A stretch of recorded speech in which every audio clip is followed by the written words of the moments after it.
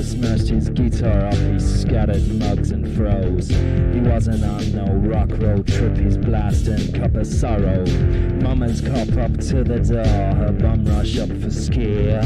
Kevin, don't be naughty, Kevin, don't you care? Kevin, don't you care? Kevin, don't you care? Kevin, don't you care? Kevin, don't you care?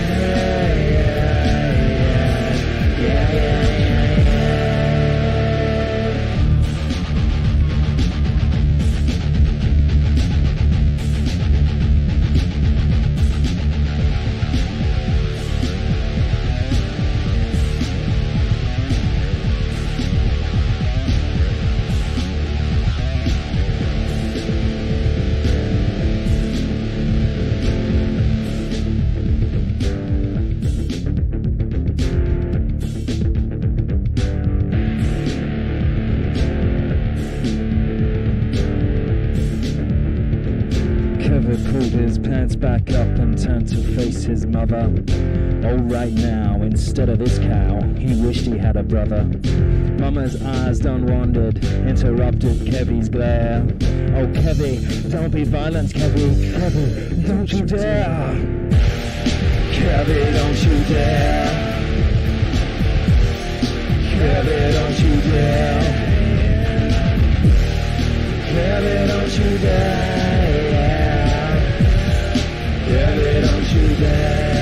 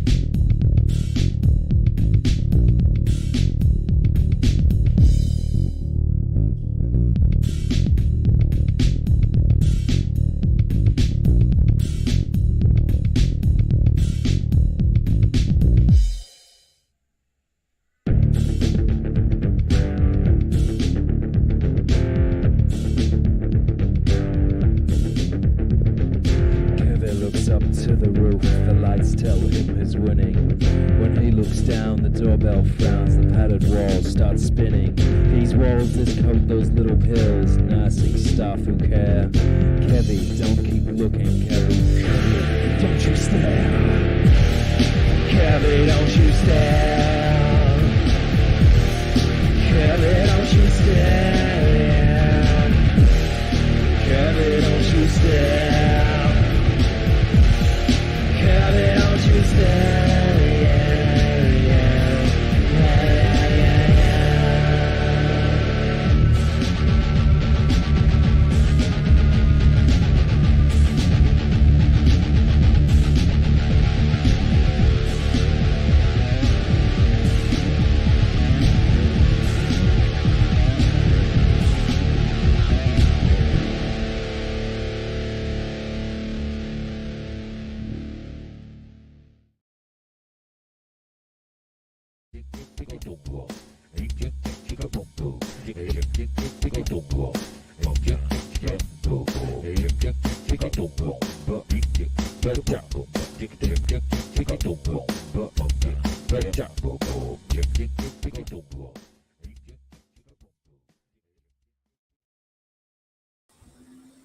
G'day, you mob.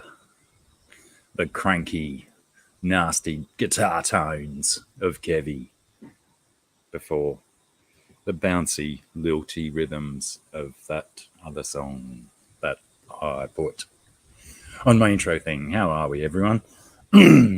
Sorry, I seem flat. I seem low. It's because I'm getting tired. But here we are. We're all still here. We're all alive. And would you look out, Huawei got another bucket of kudos. That's quite the collection you're building up, Huawei. It's good to see. Well done to you, young sir. BJ Palmer, hello there. How are you? James H. Close but no cigar, buddy. Paddy Shaddy, AAA, how are we, Jen? You? Maybe not replay Team 6 this time, maybe. No harm in being a part of both sides, Jen. One sec.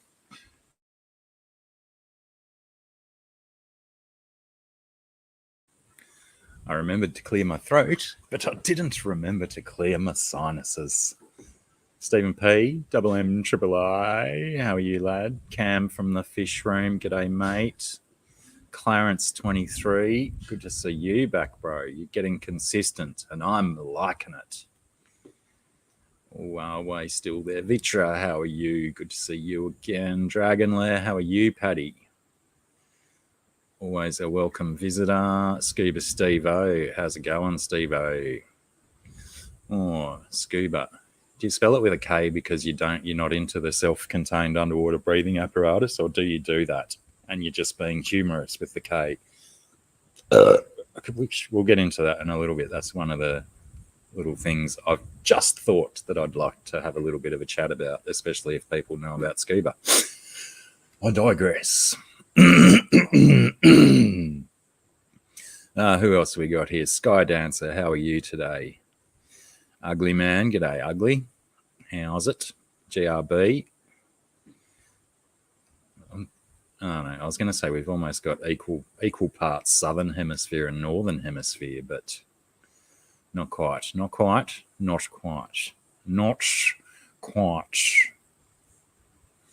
Marin, how are you? I can't remember if I got that right last time I questioned my own pronunciation of it. It seems more likely to be Marin than Marin. Where did I get up to? That is probably everyone. So yeah, welcome all you live viewers, and welcome to Replay Team 6. We're catching it on the replay, hence the name. I shouldn't necessarily have to spell that out, should I? No. Now, whilst the music was playing before, I did have a Z-beam pop up in the green room, and then I got some very, very confusing body language from him, and then he disappeared. So I'm assuming he's having some form of technical difficulties. As it turns out, I'm apparently having some hair difficulties. I should have got Scungy to do my hair when she left. That's right. Scungy was here in the flesh. About an hour ago, she left. I'll do this again already. But everyone knows exactly what I was doing. And I didn't unmute my microphone before I started talking. Yeah, I should have got her to do my hair. I was thinking about it, then I looked at it, and I thought, no, that's okay, that'll do. And then I went for a walk down the driveway to collect the mail and point out some plants that one of my sons could steal from the garden. By the time I came back, the wind had done me sideways. It's quite windy here today. Not stinking hot, which is nice, but yeah, on and off again, rain, which is like, pick a lane, rain or don't rain, but don't rain for 10 minutes and then get really sunny for 25 minutes and complete this vitriolic cycle. I don't think I used that word correctly, but I'm going to stick with it because, by golly, it rang off the tongue so nicely. I'm really struggling with the old upstairs fluids today. Maybe I'll keep going with the downstairs ones. Still trying to catch up on this chat. Clearly, I'm still minutes behind because I'm getting comments of when I turned up. Oh, did I just go back up? I might have just scrolled up. Just ordered a doona, did you, Marin? Aha. Sure. I thought that was already a line because of, didn't we have quite a heated discussion, or was that might have been on Pam's stream? Had this whole discussion about doonas and comforters and duvets and other things. Quilts, that's another one. I don't have to go and collect them, CT3. Apparently, they come to me. And I thought I'd got up to 9 at one stage out there. I assume you're referring to the little short video I popped up last night. Ended up getting up to 9 frogs out there. 8 of them were the same dwarf green tree frogs, and one of them was a brown tree flog. A brown tree flog. I think that's what I said. And it's pretty wild to have them all gathering around the shrimp tank, the prawn tank, sorry. Surf City, g'day, dude. How's it?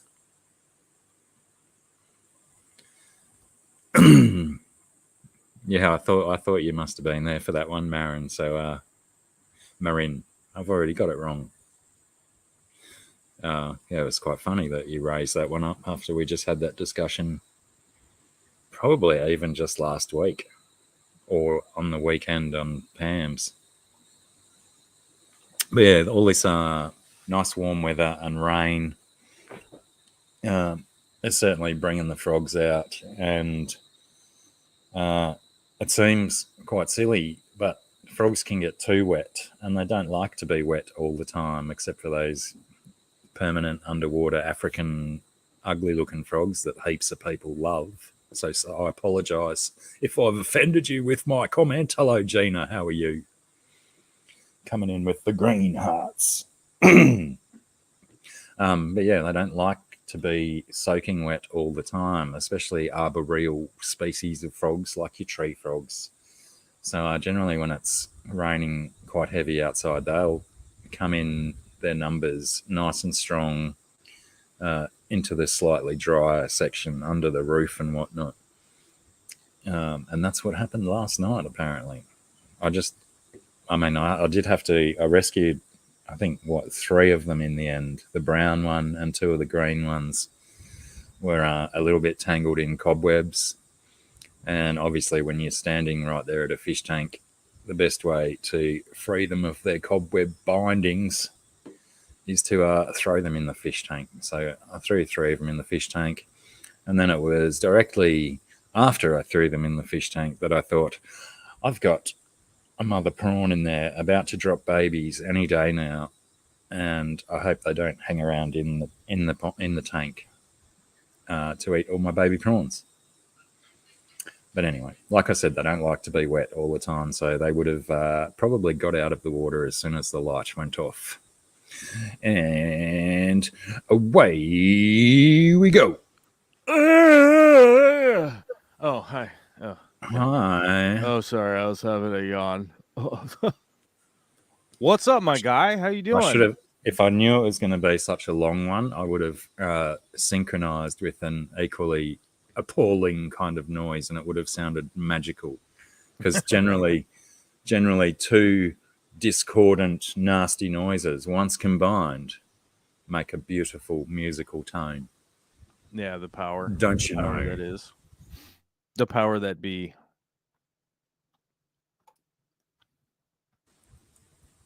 What's going on, dude? Better. What are you doing? The old clearing the sinuses, which I'm almost 97% certain that most people can handle the sound of a burp or a fart, but they don't like the sound of someone sucking up their sinus juice and swallowing it into the guts. Really? Yeah. I mean, let's take a vote.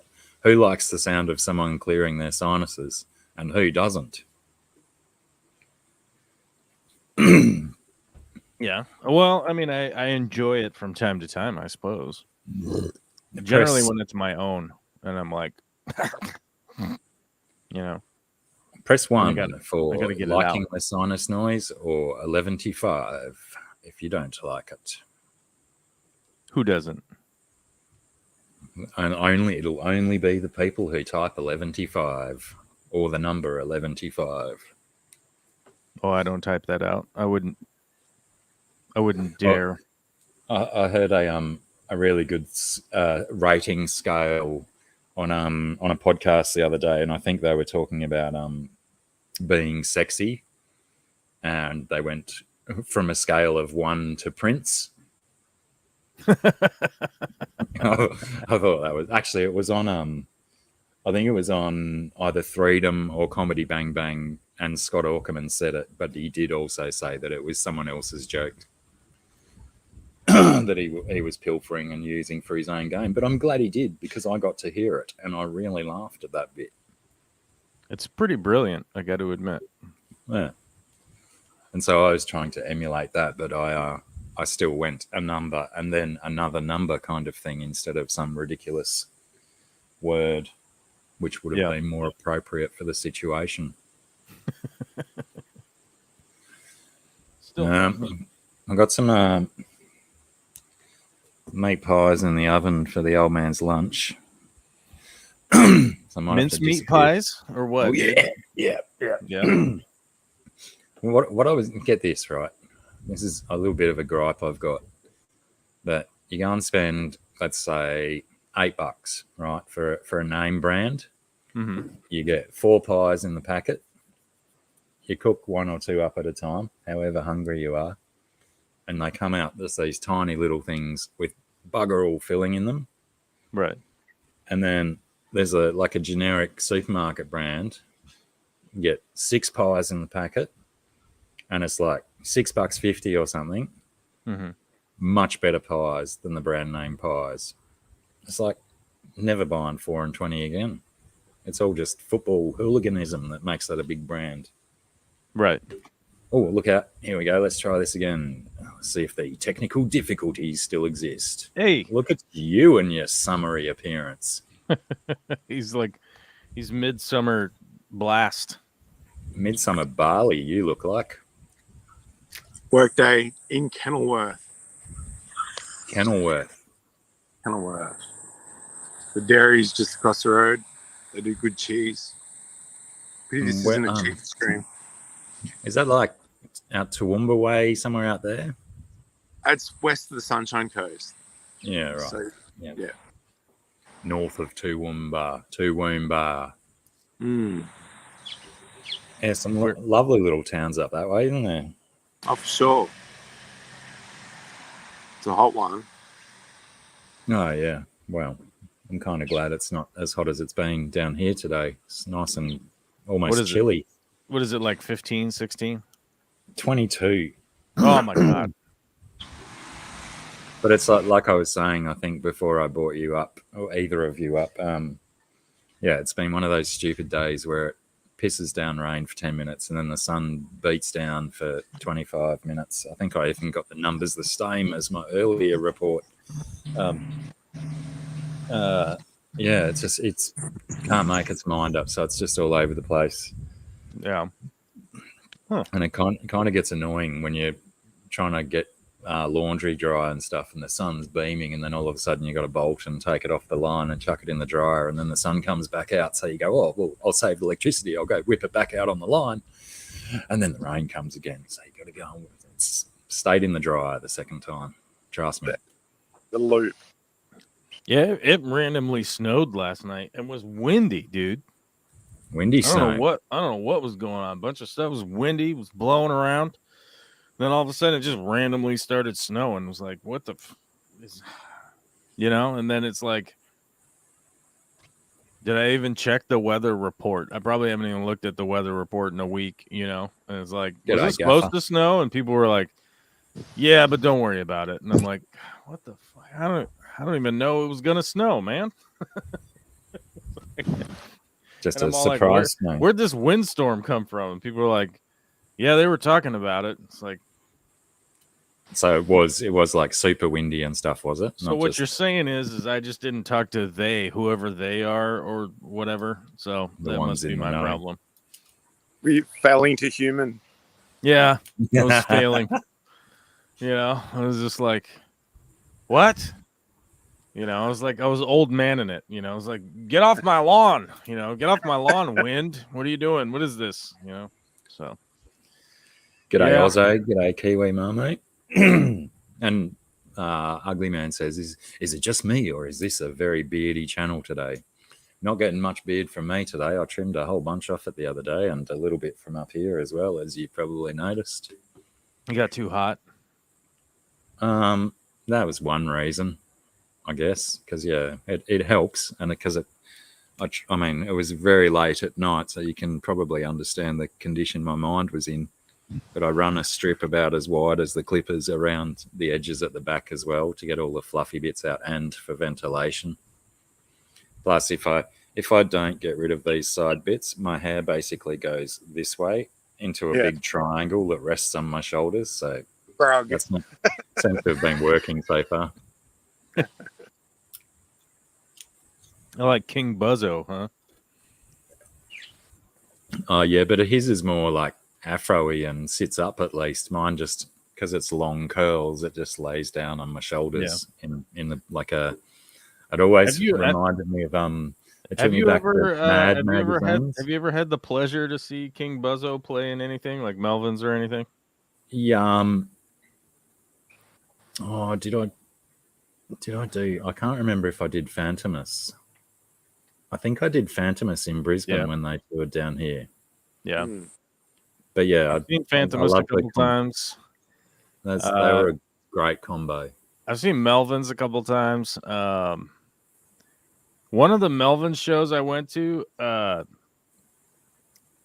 now here's the deal. I've seen them with not two drummers, but one of them I went to, they had both drummers playing. Was one of them Lombardo? Yeah.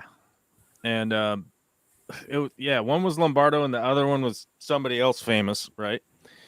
And they played like it was synchronized, but like each other was filling in the gap, kind of, right? Where it was like one guy's playing this part, one guy's playing that part, but it's all synchronized, like as if it was one super insane drummer, right? Yeah. And I got to admit, there was a good 10 minutes, 10, maybe 15 minutes of that set where I was just like, I don't even know what the hell is happening right now to actually see like how well this is being performed, right? Like just like not even it's like I'm not going in the pit. I'm not going I just found a good spot and was just watching like what the fuck is happening right now? Like this doesn't like guys in the symphony right now would be like shitting their pants like how well these guys are playing together, right? Well, do you reckon that when you do get like I don't know who the second drummer was, but you said someone famous, so obviously they're very, very skillful at their trade. Do you reckon those very talented drummers have that all sheet music'd out, or are they just doing it from heart and feel? Well, I mean, Lombardo's. I would almost guarantee that they probably have sheet music at some point in time. It's a lot of practice. But yeah, this was like the end of a tour. I mean, maybe it wasn't the last show, but it was like one of the last shows. Like they had played this set so much that it like, it was just flawless. I don't know, man. It was just one of those things you're like, how does this make sense? Because, you got two guitar players and a bass player up there. Maybe you got three guitar players and a bass player or whatever, right? Like it's easy to just get lost in the shuffle of like, I'm playing lead right now and he's playing rhythm and this guy's, whatever. But like that isn't really like present with two full, double kick drum rock sets, right? And playing like baseball bat size fucking sticks, right? Like they're like gloves, they're like wearing gloves because their hands might fall off. They're playing that hard, right? And it just was intense, man. It was just intense. And, King Buzzo was doing his thing and being awesome, right? But, like, it was just, I don't know, man. It was just one of those moments that was just, I always remember that. I always remember just, like, being gobsmacked by not only the technical, like, proficiency, but also just, like, how intense also. Because it wasn't just like, oh, I'm playing a little riff up here. I'm being nice and quiet. Oh, he's filling in a little bit of jazz. It wasn't Watch like me that. Paradiddle. Like, full throttle, like in your face, blow your eardrums, like. But yeah, I don't know. It was just that's something I'll always remember. Probably also because I was old enough to like recognize it. Also, I think if I'd seen that when I was like 19, I probably would have not remember it.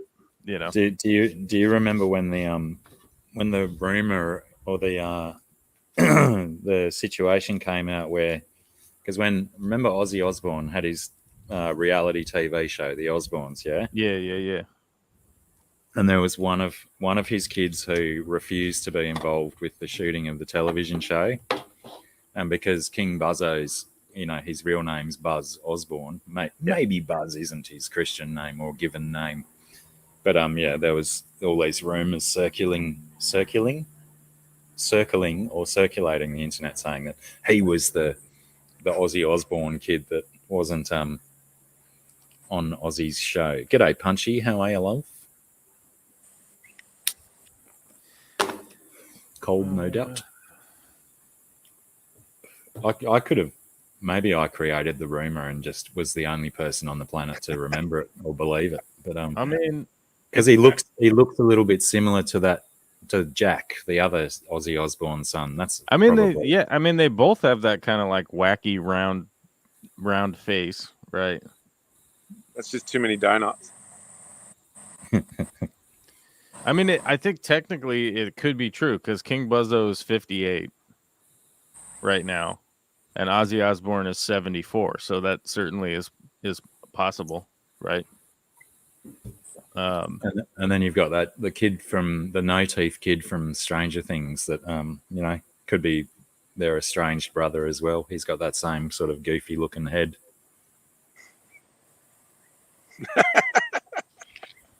No.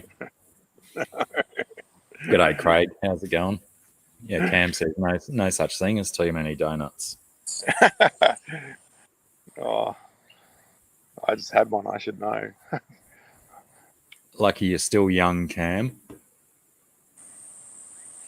Those donuts will come back and get you when you reach my elderly age. Mm.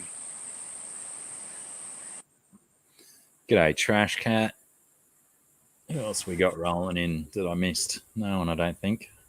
How is Dave Lombardo 1 year older than me? Wow, I thought he'd be like 10 years. No. I thought he was older than me. Okay, never mind. Oh, yeah. Okay. He was born in 65. Never mind. I was like, what the fuck? It said 1979 to present, and I'm like, what? There's no way that guy is 1 year older than I am.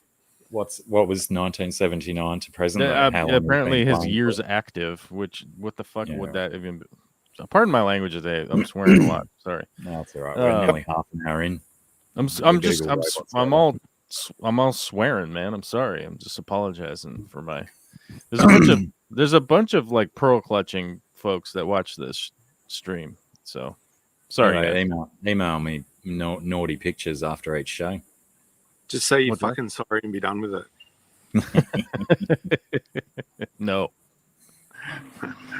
I was just saying, like, I don't know why they would put the like years active. Like, I don't know. That's weird. Probably like the first band that he was known in, or the first band that actually did some decent shit instead of just hanging out in their garage making noise. Yeah, I would say that's what that means. Unless 79. When did you say he was born? 65. 65. Yeah, which makes more sense. I'm like, yeah, what? How can he? And then 79. That only makes him 14. So yeah, maybe it just means when he started playing drums. Like, started playing. I mean, who knows? I mean, he could have just been in some band in 1979. Who knows? I was in my first band. I always forget about old Dave Lombardo. He's pretty influential in a lot of bands that I like. Yeah. I always forget that he's in Mr. Bungle. Yeah, he is now. It makes sense, but what's that? Yeah, I said he is now. Mm-hmm. He joined them with Scott Ian for the remake of The Raging Wrath of the Easter Bunny.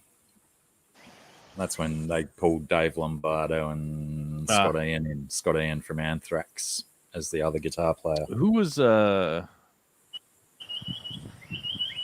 Mr. Bungle's like original drummer then? I think it was the same guy from I was going to say it was the same guy from Mr. Bungle. That guy. Was it the original guy from Mr. Bungle? He was the original drummer for Mr. Bungle. Oh, that guy. He was the original guy? Oh, okay. Heifetz, I think that's the name on I probably got the CD within reach. But I think the drummer on Mr. Bungle's second record, the one that was their bigger one, I think he was listed as Heifetz in the credit. Or Heifetz. Man, this is hard to figure out. It's Trey Spirance on guitar. Oh, Danny Heifetz. Yeah, that might be Heifetz, yeah. that might be who was the original. G'day, Aqua Gardens then. Yeah, maybe he took his Yeah, he was the original. Yeah, and he played trumpet, guitar, and bass and piano. Well, I think while you're on his page, was he in Secret Chiefs 3 as well as a multi-instrumentalist? Shit. I gotta run, guys. Have fun. You gotta go? Oh, all right, enjoy buddy. the holiday, man. See you. See you, man. Thanks. It's hard to say from this page. Collaborations. Let's see. Which collab? What were you? Oh, hold on, I forgot. What... Secret Chiefs 3. It was like it was one of Mike Patton's other side ones with a yeah. He was. Yes, he was. Yeah. Yeah, because they in that group they had. I saw them once when I lived in Sydney, at actually the same place that I saw Mr. Bungle and Fishbone on a double show.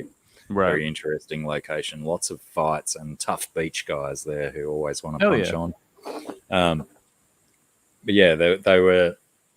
It was a Mike Patton project, and a lot of the dudes in the band were multi-instrumentalists. So they'd, for one song, they might play 2 different instruments and jump between, and then they'd swap around and do some other shit for the next song, sort of thing. It was a very, very cool show. Lots of costumes and props and stuff. The stage was decorated very nicely. It was really, really over the top, but worth it. Yeah, there's so much like weird Mr. Bungle stuff the Chiefs and all that stuff. Like Mike Patton has done so much stuff, and I always sort of refer to him as like a musical hero of mine. Although I don't appreciate every single thing he's ever made. I will put a guaranteed stamp on that. I don't like every single thing he's ever made, but it is wildly impressive how much stuff he has made that I'm like, hell yeah. Like that's the shit, Yeah, it's almost like his recent bout with mental illness was the first time that he's stopped working since like 1989 or something, because he's just been so busy. Yeah, I was watching an interview with him about that, and I think a lot of that just has to do with exhaustion, right? Like, he was doing too much. Well, Paddy, stay good. The way that he put it, he was talking about how like he was staying busy to keep the exhaustion at bay. Well, no, to keep a handle on his sort of mental state, right? Yeah. Right. Like if you're too busy, you don't have time to worry about this weirdness that's going on, and as long as you're just putting it out.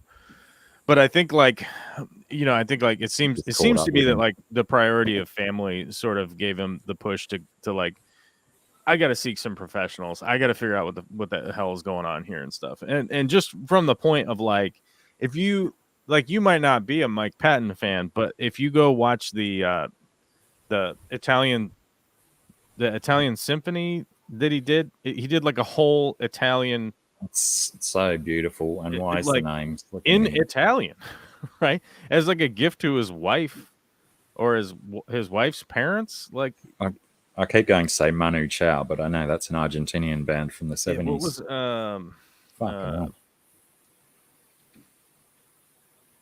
that's definitely one of my go-tos. I love having Mondo Kane on in the background. Came to. Mm-hmm. Yeah, he did a whole. He did the whole opera like in Italian and everything, and then a bunch of other songs too. And it was a lot It's of just, like old you know, 50s and 60s Italian pop yeah. songs and stuff. It's And beautiful stuff. as far as I know, like he did that whole thing just as I was gonna say it was a gift to his wife, but I think it was a gift to his wife's parents because they were Yeah, like that's old Italians. a bit of a dowry sort of thing. Yeah, which is wild. It's just wild to think like I'm gonna do this insane performance so that my elderly the elderly parents of my wife could experience some of the songs from when they were young in Italy, right? In a totally foreign language. Yeah, it's just wild. Hey, And it's so well performed, like you would think he was doing it every day, you know? Huawei or GRB, see if you can grab us a link to put in the chat for a Mondo Kane live show. Oh, it's right here. I've got it. There we go. G'day, Aubrey.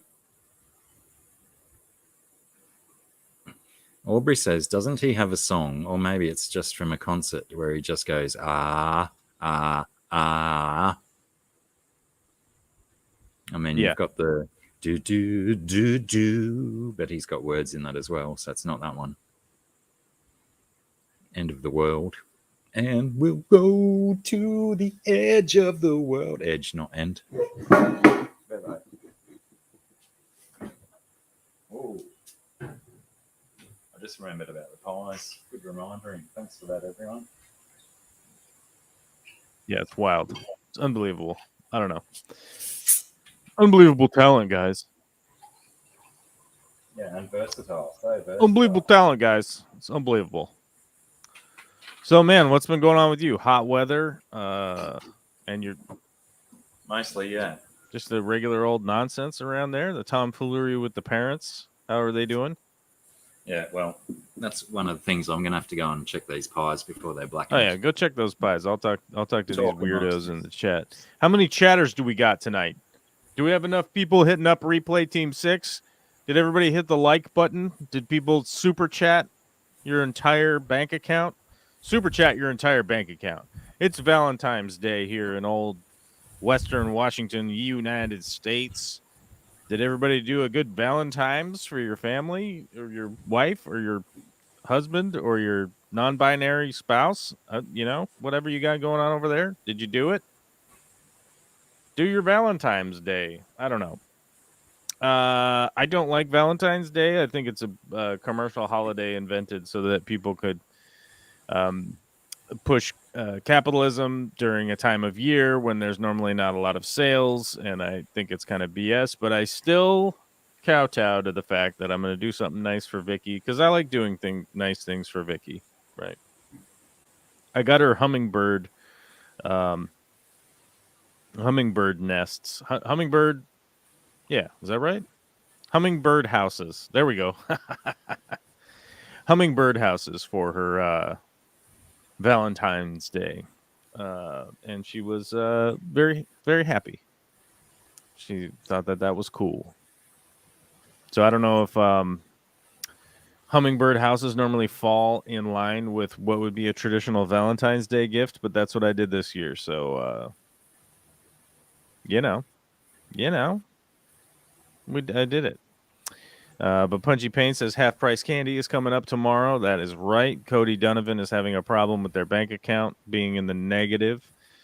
You got to do what you got to do. Go make some cash, Cody. Come on, get on it.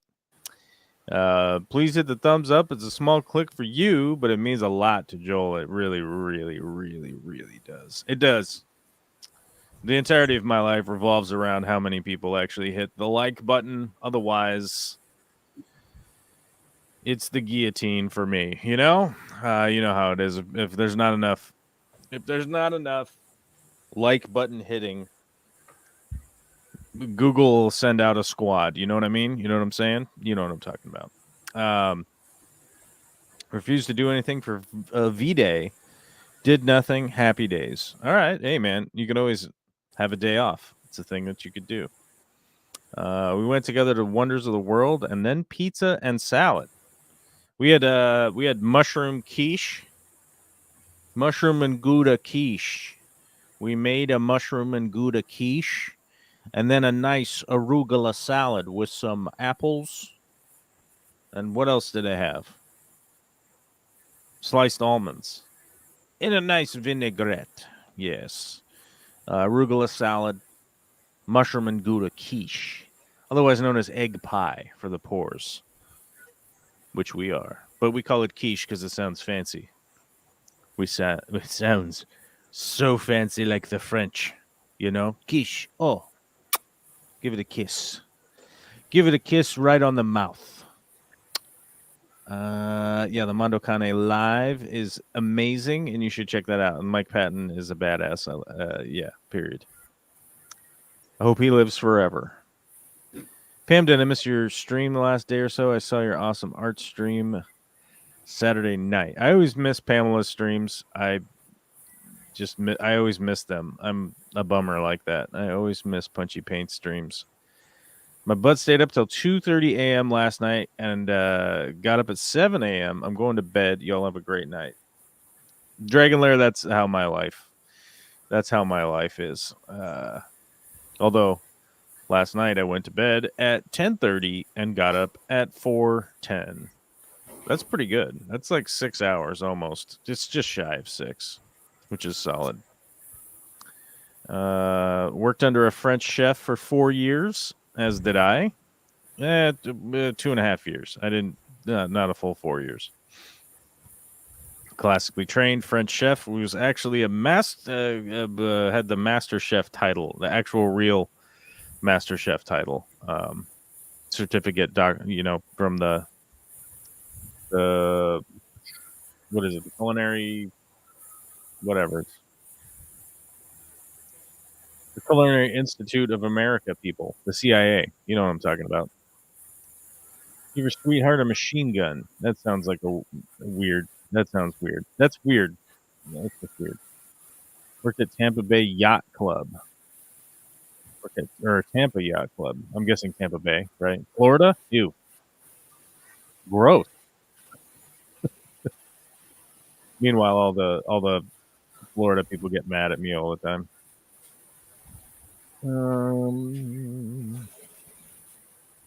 Real men don't eat quiche. I eat quiche all the time, and I would qualify myself as a real man.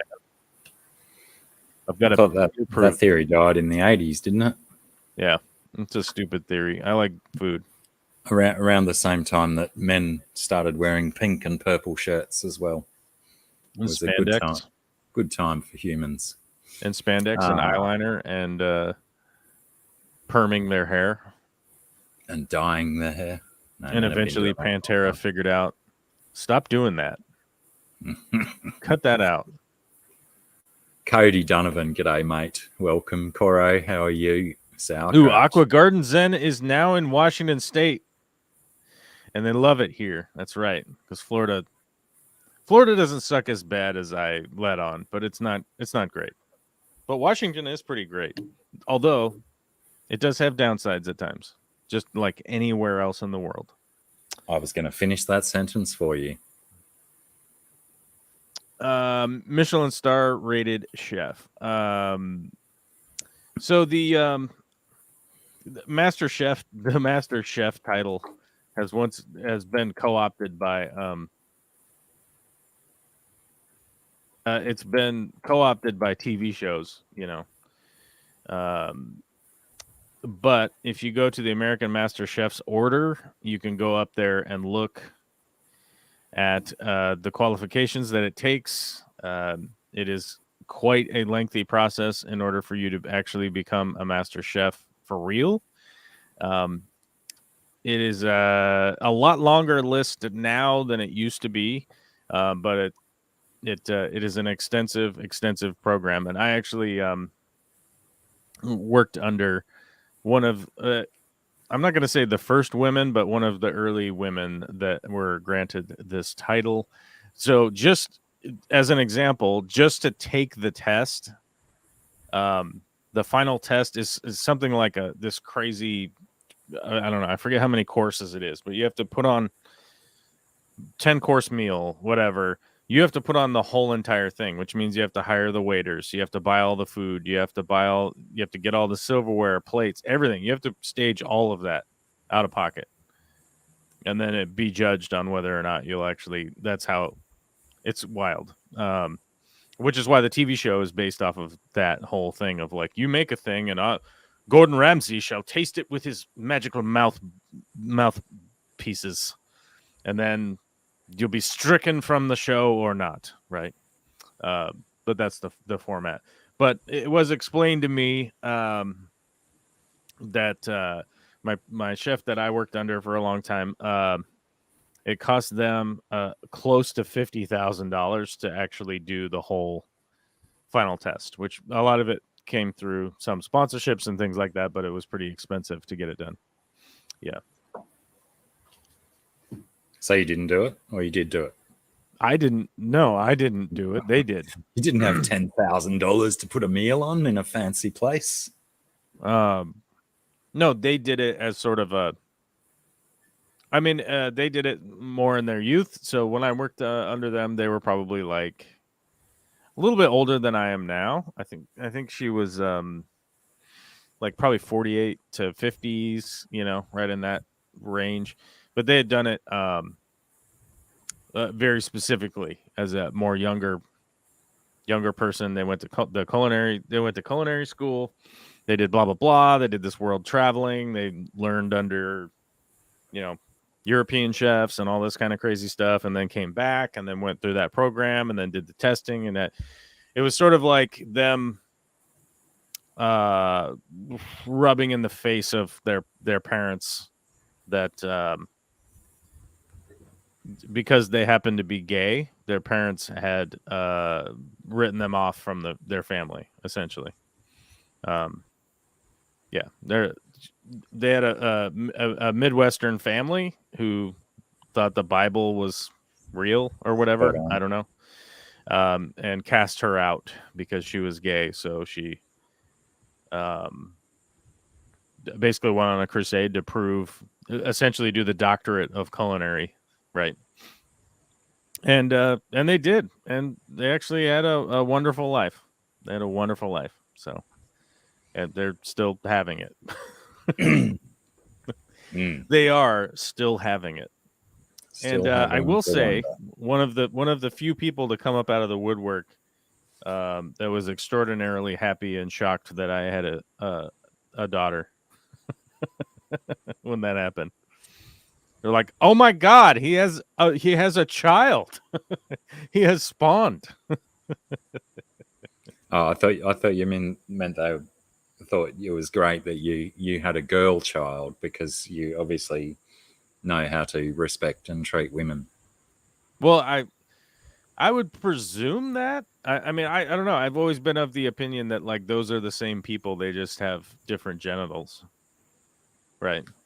So some of them are assholes, just like the male versions, right? And you're like, well, I'm not interested, right? But most of them are just the same as some dudes. Maybe they can't power squat 600 pounds, but I can't even do that anymore either. So does it matter? Probably not. Nah, I don't think the Lord upstairs is judging people based on their power squat capabilities. Yeah, I don't think so.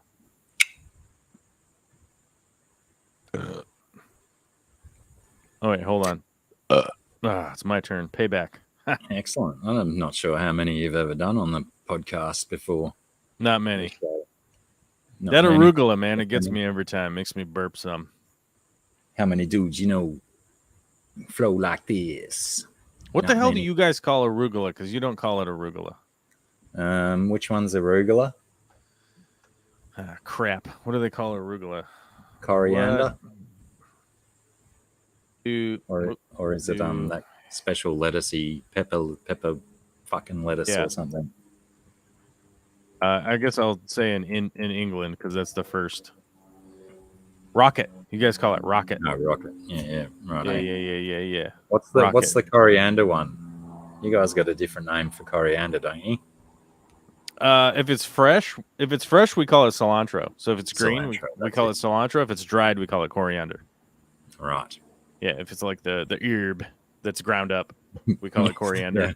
Yeah. I like how I went for pepper lettuce instead of actually remembering that it's called rocket, a very simple word. I mean, Easy to if remember. you said pepper lettuce, I would have been like arugula.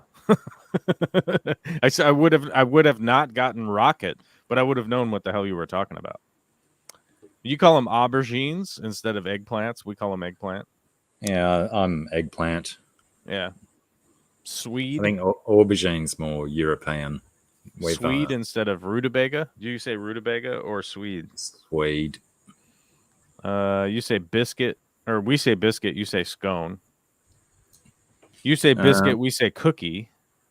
Yeah. You know, Jam and jelly. Biscuits meaning is literally baked twice. How many biscuits do you bake twice? Not many. What? They messed up with that definition. If you go back to the etymology of the word biscuit, it means baked twice. But I don't know of any biscuit recipes that call for them to be cooked for a little while and then cooked again. But I'm sure there are out there. I've not cooked many biscuits in my time. Yeah, I'm trying to think of like a 2-stage bread like that, and I guess most biscuits and scones are not cooked twice. They're not even leavened. Like they don't even have yeast. Yeah, So I don't know. I think to be honest with those ones, I don't know what the hell's going on there. I think that your biscuits are definitely more close to a bread mix than a cookie mix. It's a very simple flour and water and a bit of salt, probably. Yeah, like for a biscuit. Damper. Yeah. Although they come in all shapes and sizes, that's for sure. I'll tell you that. Lots of different. G'day, Chewy. Although I do have to admit, I like a layered biscuit, like a butter biscuit, like the layered kind. You know what I'm talking about? Like a They're like biscuit folded. It's almost a croissant. It's like almost a croissant. Oh, okay, yeah, righto. Yeah, it's like close to a croissant, but it's like thicker layers. That's just, oh my god, that's the bee's knees. I'll be like, you got 16 of those? Because I'm gonna eat them, bro. Yeah. Oh no, you actually have 38 of them. Well, I shall be eating them all. That will do. Yeah, that will be fine by me. I'll eat all of those. I need to find out what those things are called down here because they sound like something that I'd definitely wrap my laughing gear around. It's good. Oh, I nearly did too, Gaffer. I was going to say that scones and biscuits are probably a very similar recipe to damper. Yeah, they're very close. It's more of the process and cutting is more than anything else. Do you know of damper? Damper. Yeah. Not meaning moister, but damper is a traditional Australian bush bread that is also a bush bread. It's like I would imagine that the recipe is also very similar to your traditional biscuits. Yeah, that's like a spoon. What is that? Like a spoon? What do they call that? Spoon cake here? Yeah, I think you call that like a spoon cake, where you just you make that. It's like the batter's like crap. It's like flour and water, basically, right? Like it's just that what you got, and then you just spoon it out and flap it onto cast iron out over a fire. Yeah. You call that like spoon cake, but it's not cake. There's no cake to it. I don't know. Well, damper they still make into like a bread loaf size piece. Oh, they do.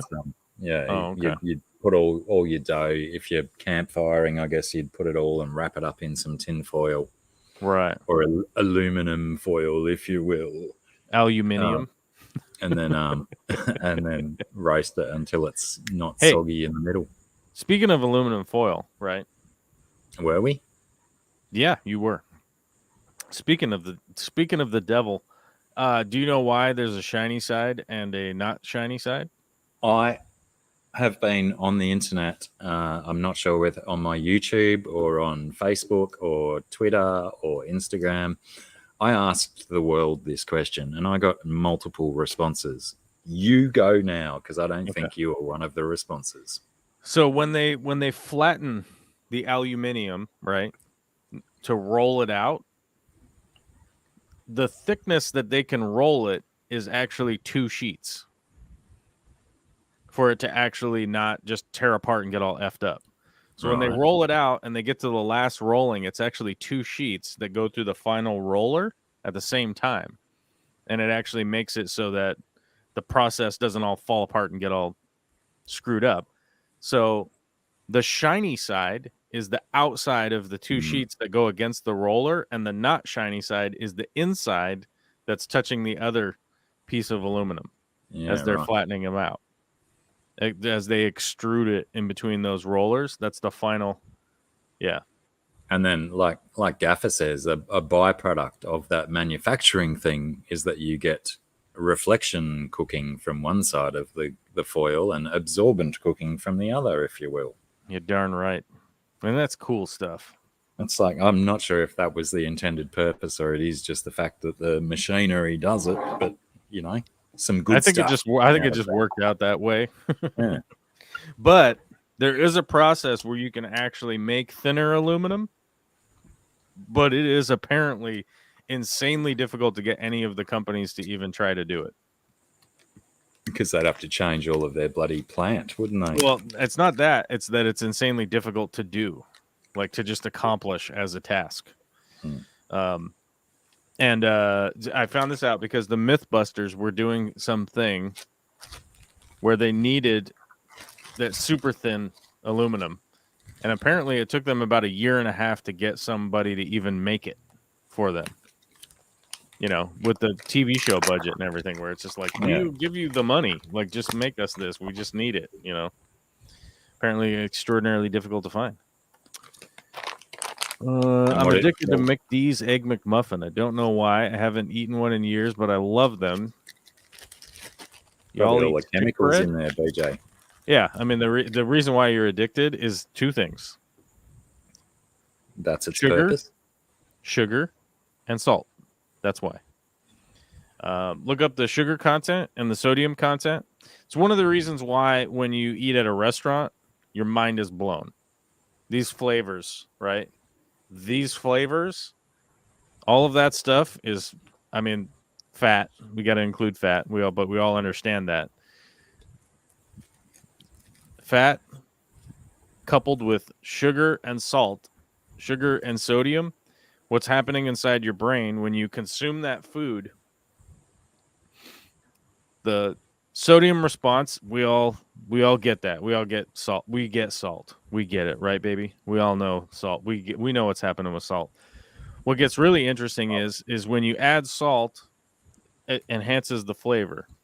When you add sugar, it continues doing something that most people don't know or recognize. It is activating the same part of your brain that cocaine does. So when you do a bunch of coke, it's the same response from sugar. And when you eat a bunch of sugar, it's a lessened response in comparison to coke, right? Cocaine. But it's the same part of your brain is being activated when intaking sugar. So that's why, because oftentimes people are like, well, if you eat a lot of sugar, you're going to want more. And it's like, but they always forget to leave out the part that, like, it's because your brain, you're getting depressed by your brain because that part of your brain is no longer being activated. It's the same cocaine response. So as long as you can, like, recognize that, it does make it a lot easier to, like, make some different food choices sometimes.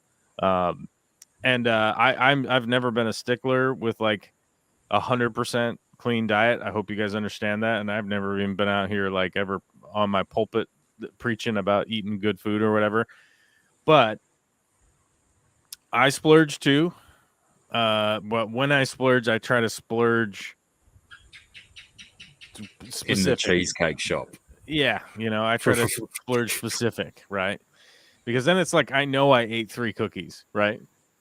I know I ate 3 cookies. They were delicious. It was the thing. And I just don't want that, like, dumped into my day-to-day food and have that just be like the normal, like, vibration of the food that I'm eating. So it's like, I would rather eat eggs and bacon in the morning that was just eggs and bacon as opposed to, that which is produced by McDonald's. So but I'll tell you this much: that sausage McMuffin with egg and cheese is it's delicious, dude.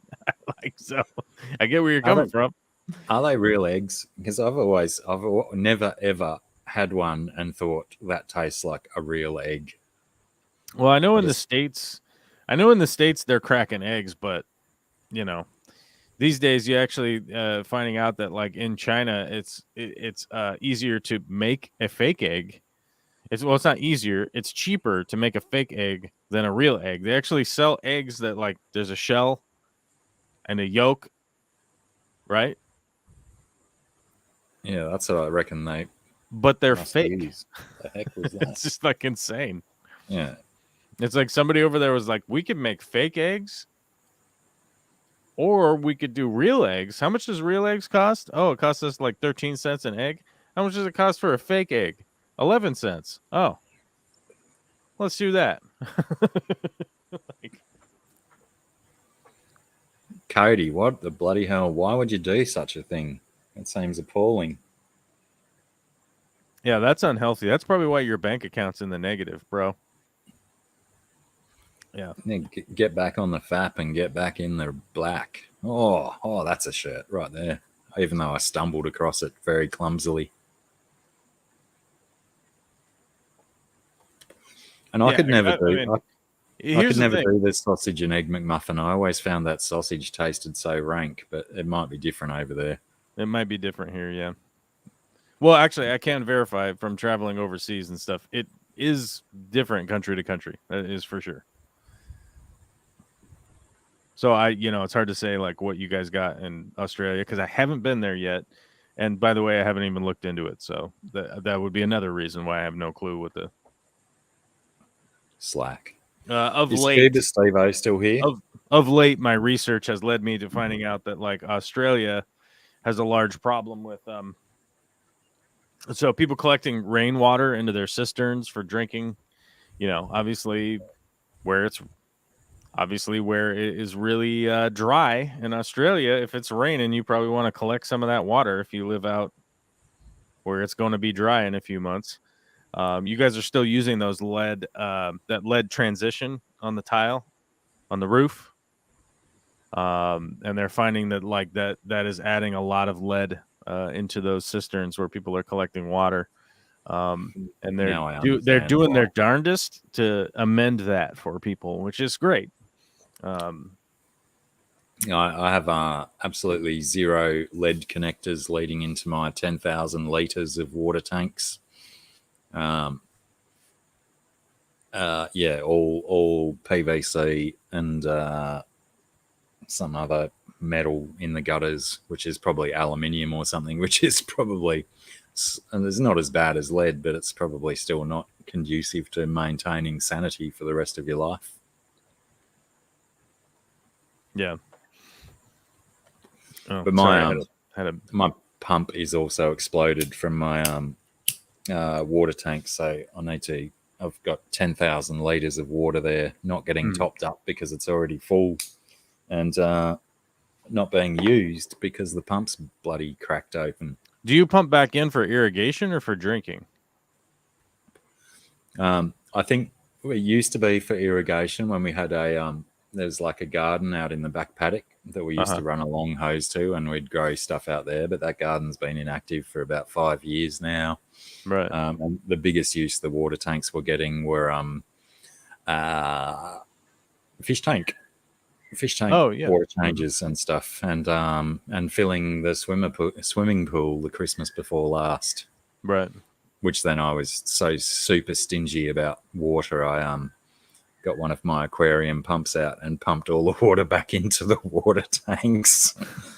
And then I was thinking afterwards, oh, hang on, there's been like little kids in there probably pissing in it and stuff, and now it's in the water tanks. Hopefully all the heavy urine metals have settled to the bottoms of the tank. I would hope so.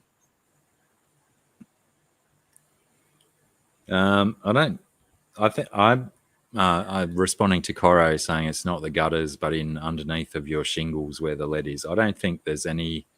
I know there is one section of this house that still has some lead that is folded over a over an external section up here, which is tin roof onto timber support, and Right. there's lead folded on the outside to keep that sealed. But to be honest, that could probably disappear, and I Yeah. don't think it impacts the water collection at all. Although it does lead out onto the little roof that I do feed water into the bathtub pond out the back there. So potentially that could be a reason why I never get any fish to survive out there, apart from the drastic temperature changes during the day, especially in summer, when it can go from 45 degrees to 16 degrees by night time. I Right. don't think many fish like that drastic a temperature change. I mean, they probably don't like it, but it's the high, I think, more than the low, generally speaking. But yeah, When it gets up that high and it's yeah, caked in pure natural sunlight with no shading. But yeah, I've currently got that system. Like there's no water flow in at the moment. I turned the pump off, and it just keeps topping up with itself, and there's just plants growing and stuff in there. So while that's working, that's good enough for a little pond. And all the plants up in the top tray at the very top of the system, where there's like what do you call it? The polyester matting for filters and whatnot. There's like multiple layers of that, and they're just full of all the detritus and filth from the pond water. And there's all these terrestrial plants have seeded up in that and are growing really nicely. Unfortunately, most of them are weeds, but it still looks nice. Yeah, I was looking at this amazing rainwater system that they implemented in Michigan. I sent it to Vicky. It was really cool. They were dealing with this stormwater with the runoff stormwater system, which I bet you can probably relate to that with the flooding you guys have had.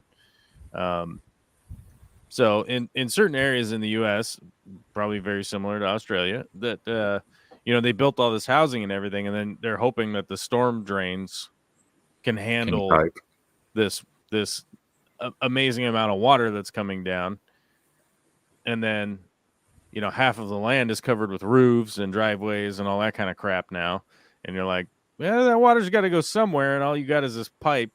It could be a problem. So one of the things that they did is they actually went around a neighborhood, and they built these sort of like I mean, I want to say that like it's a depression, but it's not like an underground reservoir sort of thing. It's not like a crazy depression, but they built these big flower berms and stuff like that. They put in these big gardens that like where the water's like naturally like collecting down in that direction. And they actually like it started to limit the amount of stormwater runoff by like 90%. And they were like, holy crap, we could just make gardens in everybody's yard basically, and then we don't have to worry about these stupid pipes anymore. Like, hell yeah, let's go. Like a swale. Yes, Coro, perfect. I wanted to say it was like a depression, but obviously if you say depression, it immediately leads people to mental health or whatever, right? It's like, that's not good. Depression's bad, but like a swale is much more friendly on the ear. If you're struggling at home with depression, you can call Lifeline or whatever the service is in your country. You got to call somebody. Call somebody. God damn it. Just call somebody. I don't care. Call the police station. Call somebody. I don't. Speak to Janice on dispatch at your local police station and tell her you're a bit sad. And Janice will probably say, let's talk about it. Let's talk about that. I mean, yeah. I don't know, man. I was looking at the suicide statistics the other day. Just the United States, 45,000 people a year, man. Wow. That's big numbers. That's crazy. But there's a lot of you folk. What's that? There's a lot of you folk. So I wonder, does it stack up per capita Do we have a per capita rating on suicide? No, let's not go there. Shit. We don't need to know. I mean, we could whether, run through that like very easily. but should we? Probably not.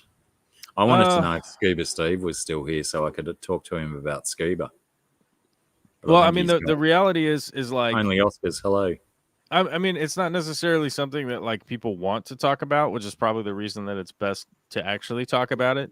Yeah, good point. Because people just, I don't think that they can handle it. Like well, I mean, it's such like a hard topic that if you don't talk about it and don't kind of like normalize the fact that like it is an issue with all groups of people. It's not young people. It's not just old people. I was actually kind of surprised by this statistic that like the current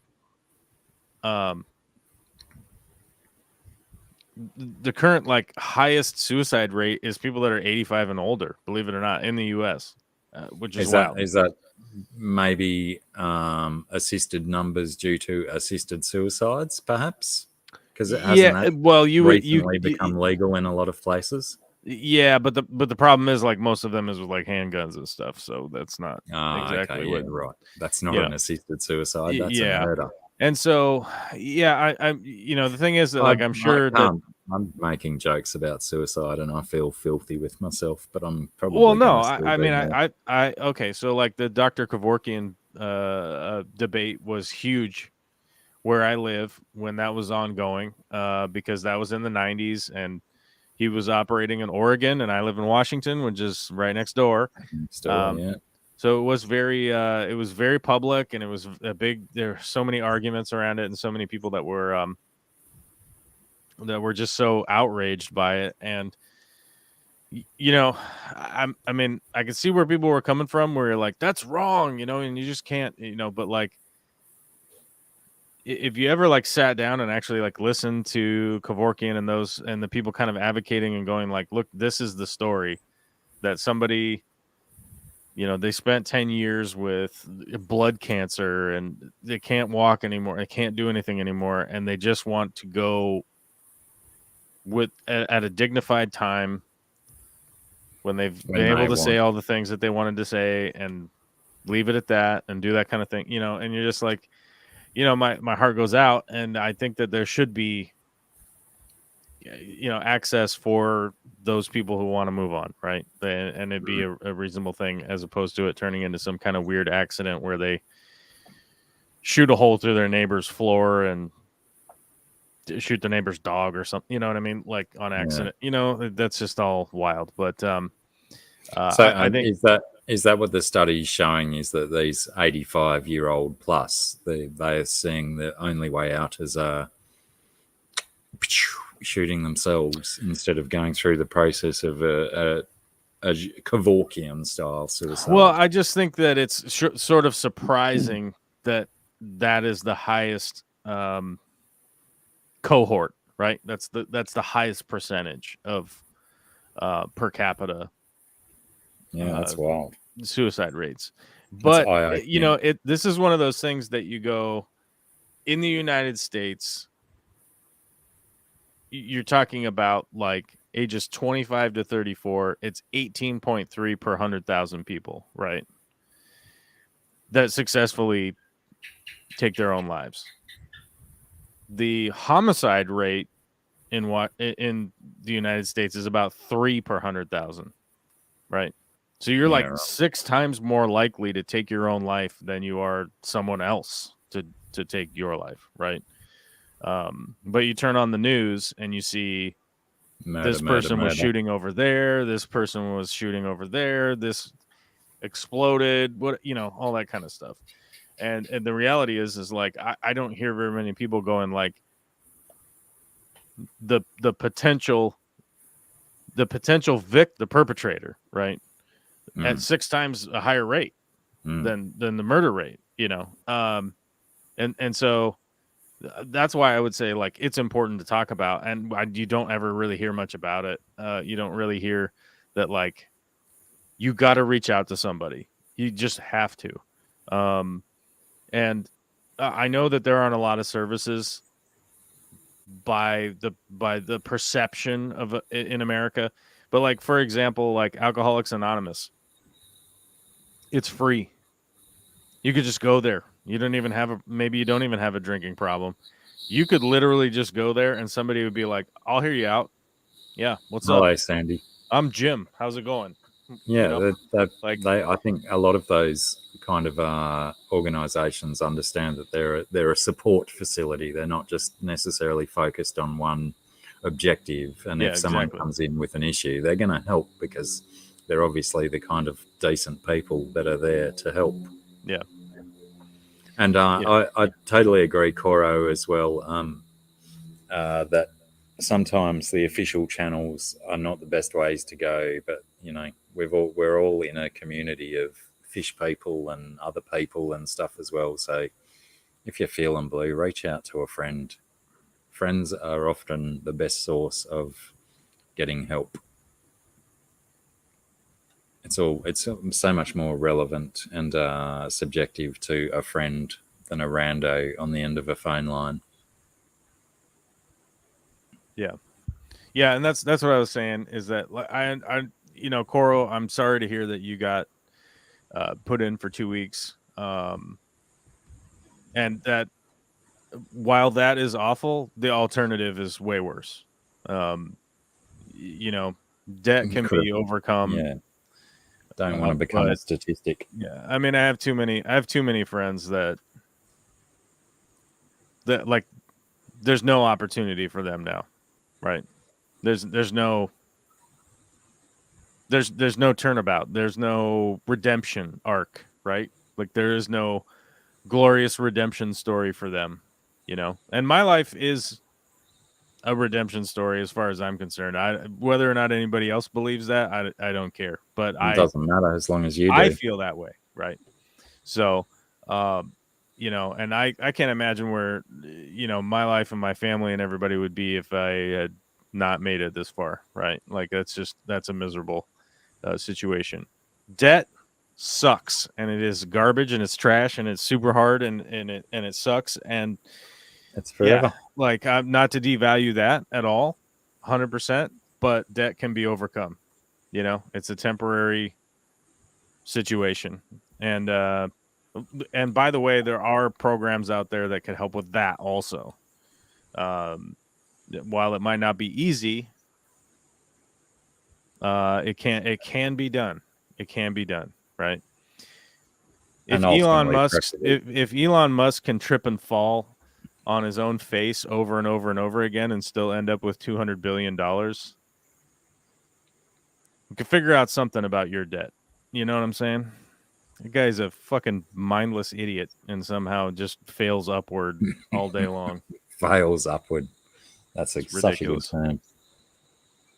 Yeah, I was well, one of my names, I was named after an uncle of mine who took his own life over a girl when he was 21.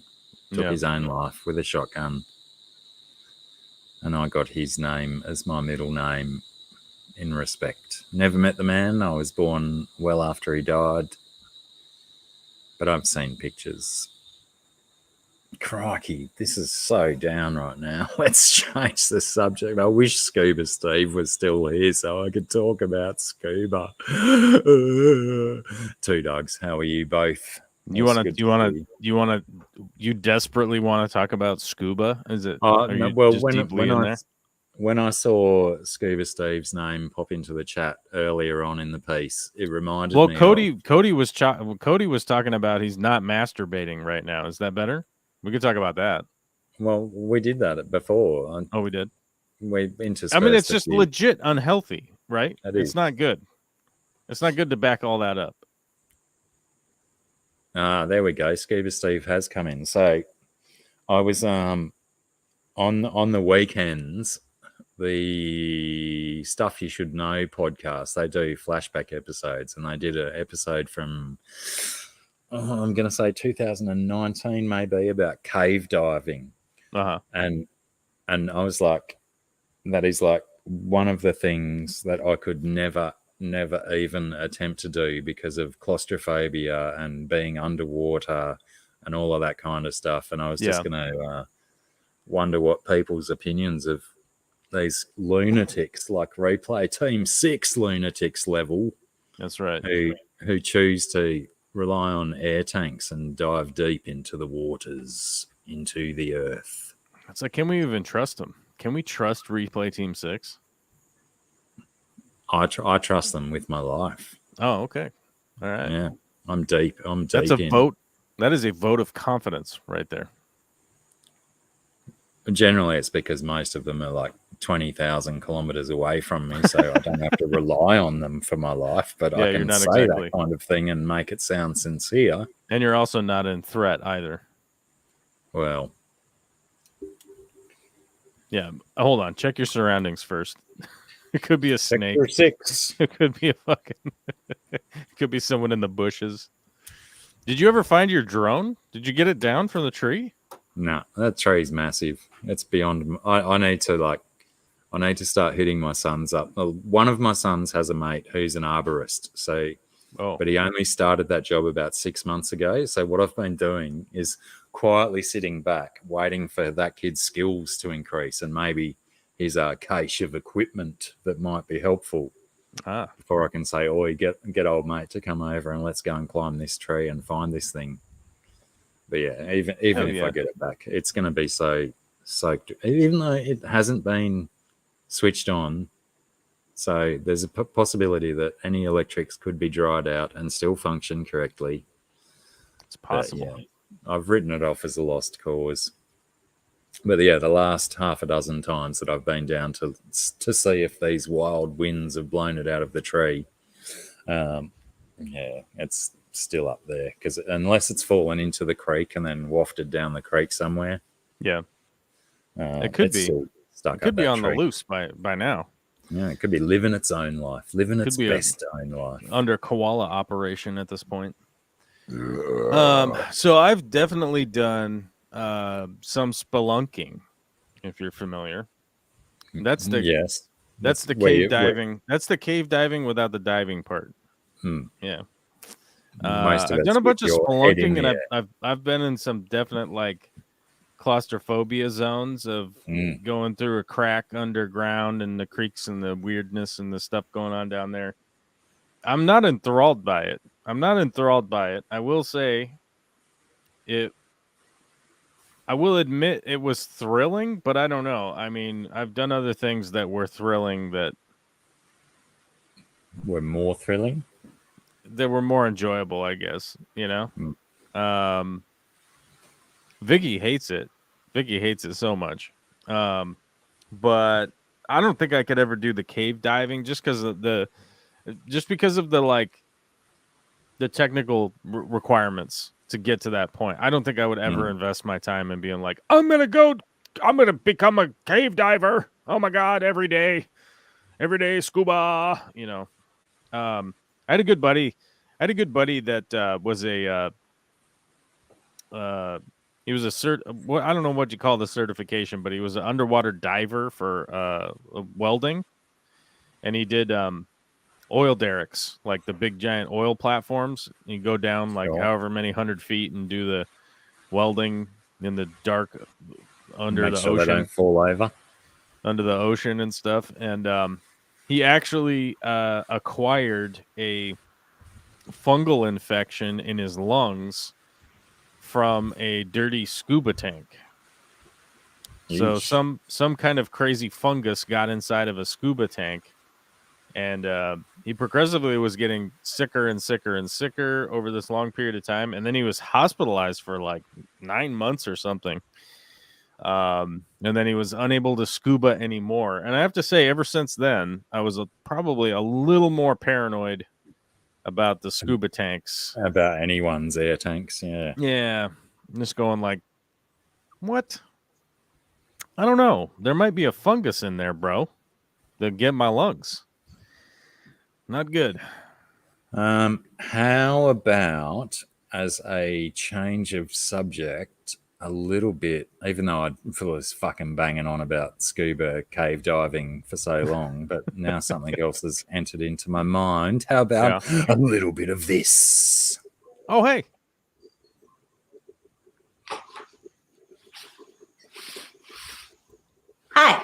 Hello. Hello. How you doing? Generally, when we bring Have you been someone in the up, we creek wait today? for them to speak. I sadly have not been in the creek today, Oh my god, I'm but it was disappointed. a fair enough trade, I think. I hope that's comedy, Corey. I really hope that's I'm comedy. not unhappy.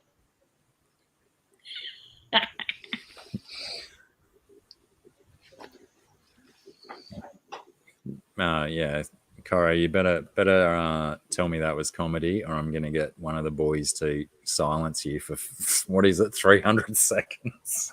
What's that? He said "Scrunch That was Princess." punishment. It's like, yeah, but if it's No. comedy, it's okay. It's okay. It's true. I know Coro's a sensible, intelligent human being, so I know he's being funny, or she. I still don't know Coro's gender, but I'm assuming. They, you're allowed to say they.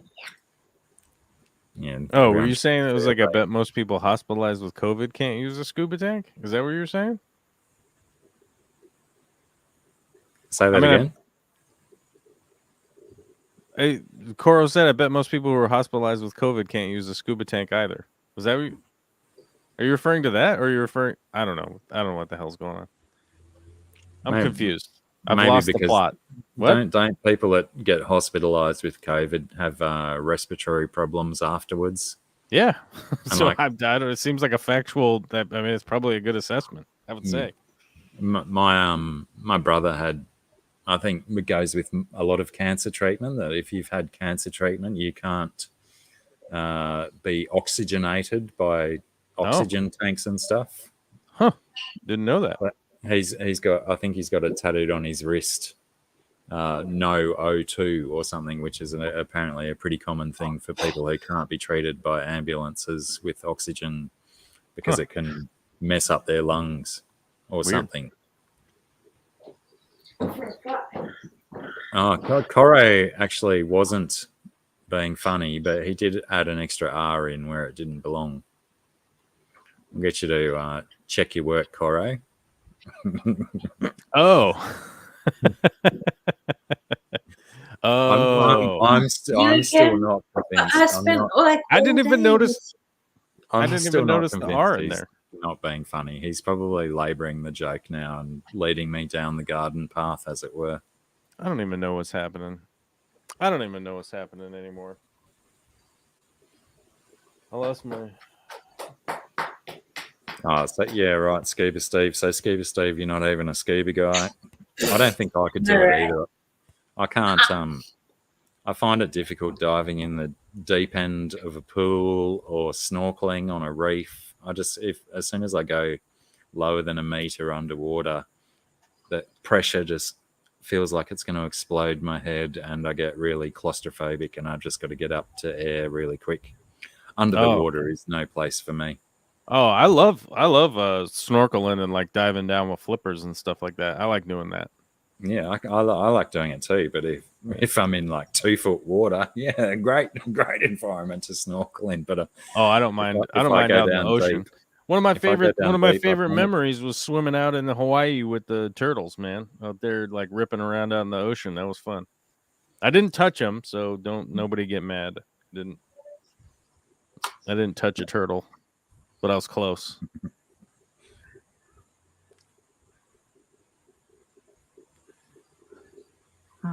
Oh, tethered hoses like old school ones, the old metal heads and the long pipes. They still do that.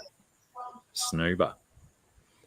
I've got to go and do a wee and get a drink. You guys talk amongst yourselves as usual. As usual. What's going on this week? So no creek. No, well, I didn't because instead I went to Mikey's today. But I went down the other day and it was quite nice. I got some videos, which I don't know if Mikey will share because I'm not sure how many of the same people are here on Sunday stream where I made him show lots of the videos that we took, because there is an enormous group of catfish down there. Oh, wow.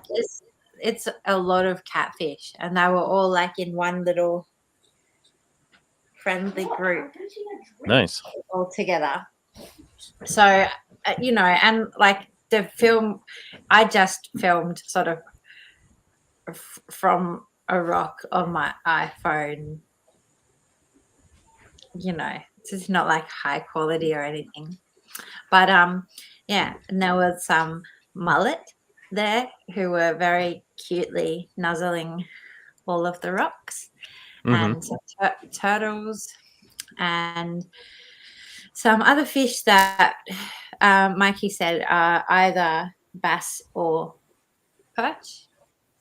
Mm-hmm. And then I didn't get any films of the little fish because there was rainbow fish and gudgeons and a couple of other kinds of little fish who were coming and nibbling on me. Nice. It was a really nice day down there the other day. Well, that is lovely. That really was. But yeah, Mike,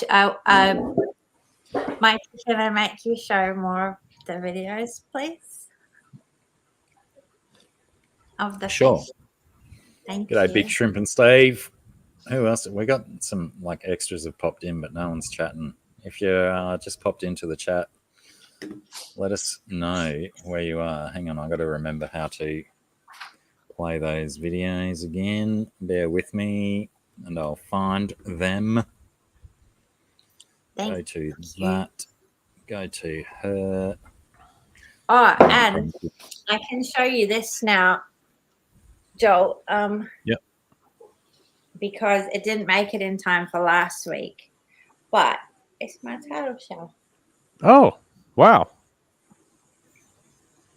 You got a delightful specimen there. That's pretty Did you good. just find that? It would be delightful. Well, actually, the person who found it was my dog, and she chewed this bit of it off. That's okay. Unfortunately, but the underside's not as important. Well, that's what I thought. I thought if she had to have crunched a bit of it, she crunched the right bit. Yeah. So. Yeah, as long as you got the top shell intact, you got a good deal there. So your dog just found you an awesome turtle shell? Yeah, she found it on the side of the creek. I gotta go find my dog and scold her for not finding me turtle shell. I saw her sort of like find something, and I heard her go crunch, and she had that look about her of, I've got something really, really good here. So I asked her in my friendliest voice if she found herself a treat, and is it a good treat she found? So then she picked it up and she showed it to me. And when I saw what it was, because I thought it might have just been like a cow bone or something. Yeah. And I was like, ooh. So I asked her, could she leave it there and come with me? So she did. And then I sent my children down to pick it up later. Very sneaky. Yeah. Because I didn't want her to feel like it was being thefted from her. Dogs remember that crap. They got a steel trap. Maybe it's a vibe. Maybe it's just a vibe for them, but they remember. They're like Beverage Farms. They remember.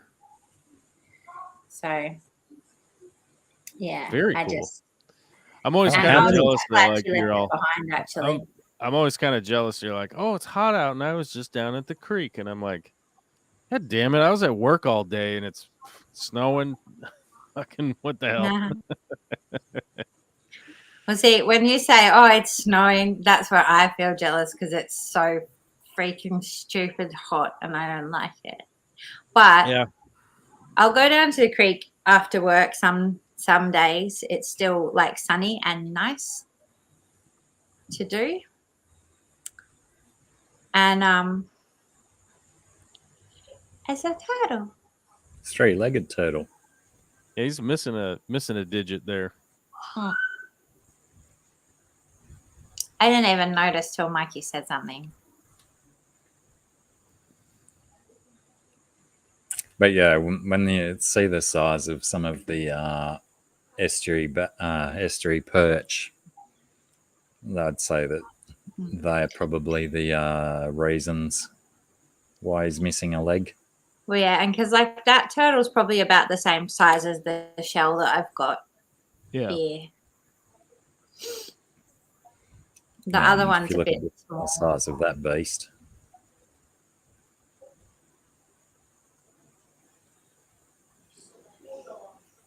How many bloody 1,000 messages do we send each other a day? Because it took me ages to scroll back to this, and it was just a few days ago. Always many thousands.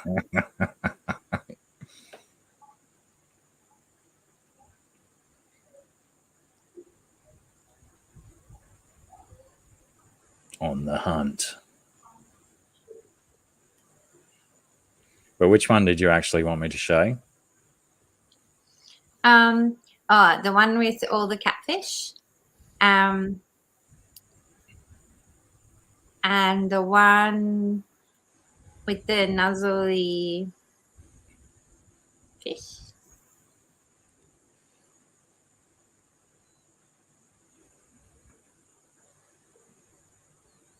Turtle on the rock, mullet swimming past.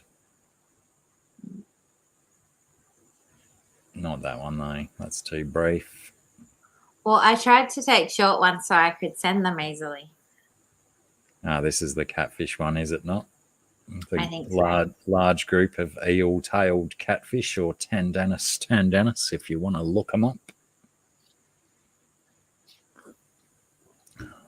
Beautiful blue eyes. If you want a blue-eyed catfish, that's the one to go for.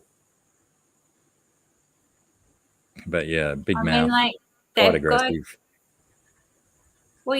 See, I don't think they are aggressive. I think they're only aggressive when they are protecting their nest.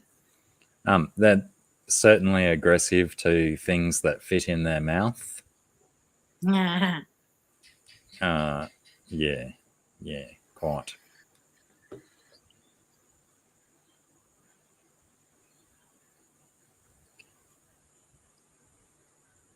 It was Teenage Mutant Ninja Turtles down here. Ninjas were massive in the 80s, so they kept it going with turtles.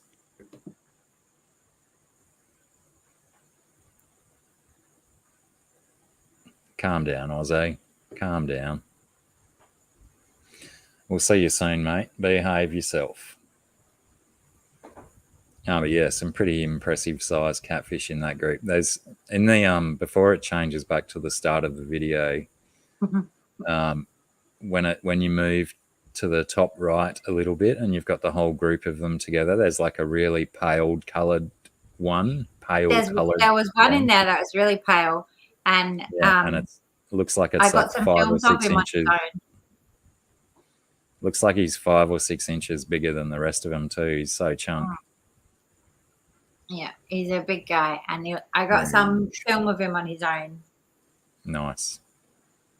As well, but because he's that light color, so he blends really with that the rock underneath, and then he's like the same color. So where the others are darker, they sort of stand out a little bit. Yeah.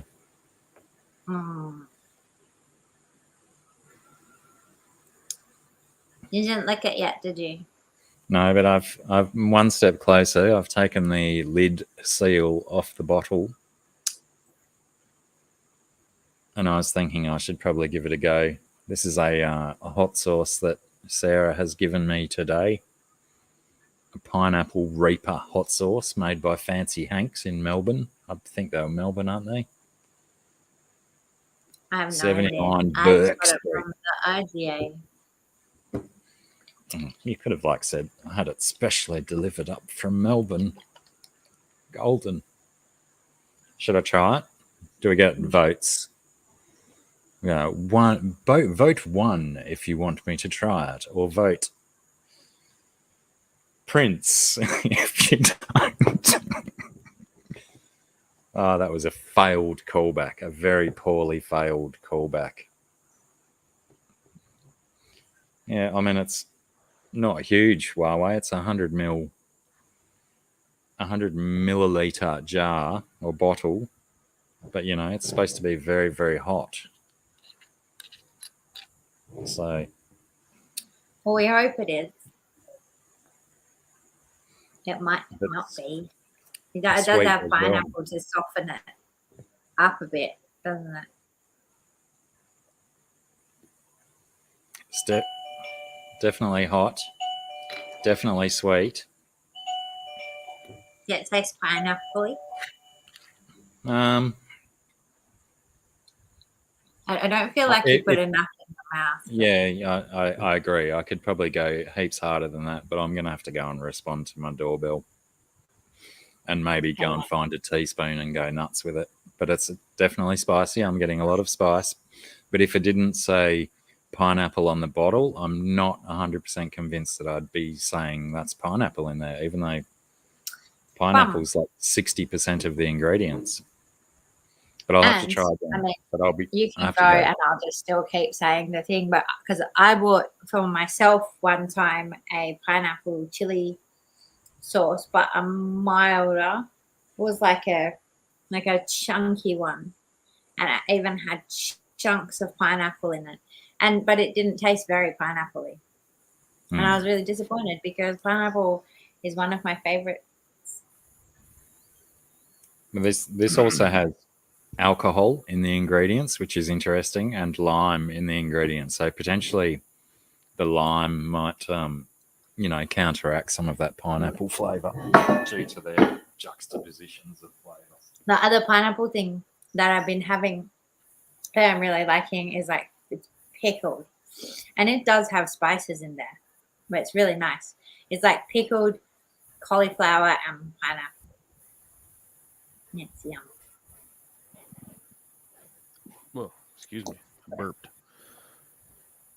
I sound like Mick. Sorry, I'm burping. You sound really quiet, but that could just be. I turned my volume down because I was scared that the other day there was an echo on Pam's, and I was scared sorry. I was burping and then muttering to myself. You don't like just share the burp with us? Well, I try not. I try not to. You know how it is. Been conditioned not to, but you should. You should try sometimes. Just loud burping. Well, they're generally well received here. Someone's got to give Mikey a run for his money. I try, but I can't. Every now and then I get like one, and it's meager in comparison. I want to do a really big ripping one, but it's no skill that I have. No? No.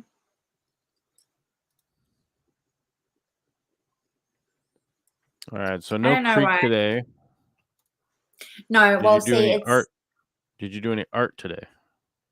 No, I did nothing except for go for a visit. Oh. So yeah, but I've been. I did lose my last $50 by giving it to my son to run into the shop, and then he came out of the shop and said, "I'm really sorry, Mum." But I put that $50 in my pocket, and when I got to the counter, it was gone. And I said, well, we'll have to hope we find something in the cupboard for dinner then. Huh. Interesting. That was the exciting event of the day. You just straight up lost it, huh? Yeah. Just lost. He stuck it in his pocket and it's gone. But it's not that surprising because our money is like plastic and really slippery. Mm-hmm. And his school shorts are really slippery. And I just think the combination.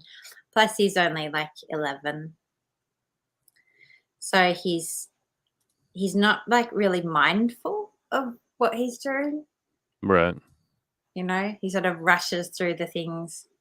But he stressed out a lot, and he went to the counter and he asked all the people around.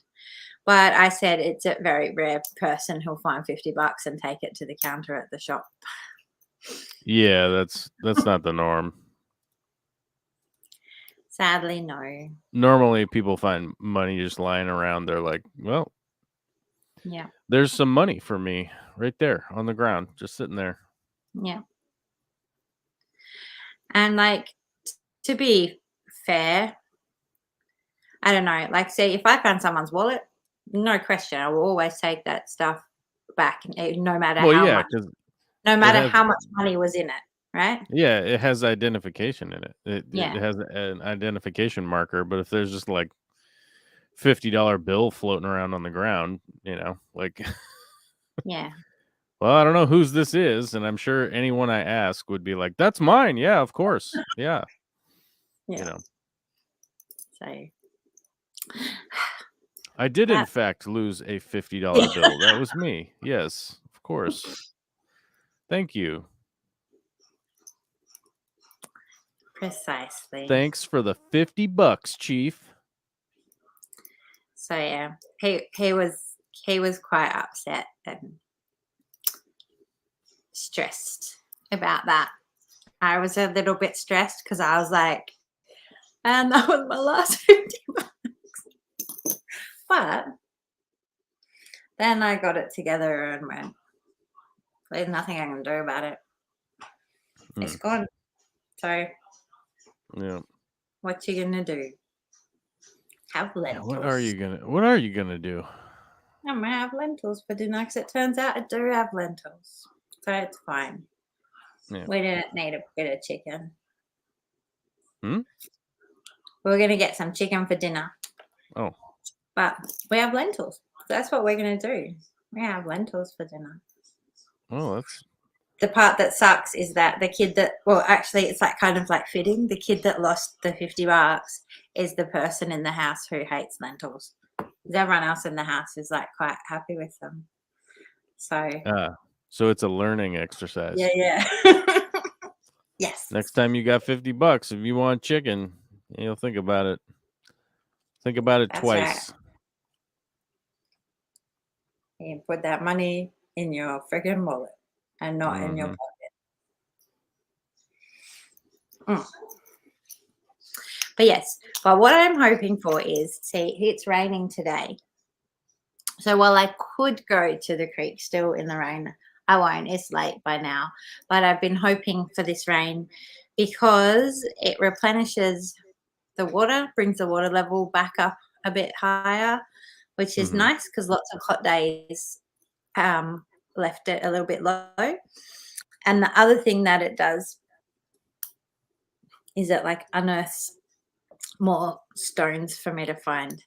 So I get excited after it rains to go down and do a good crystal hunting mission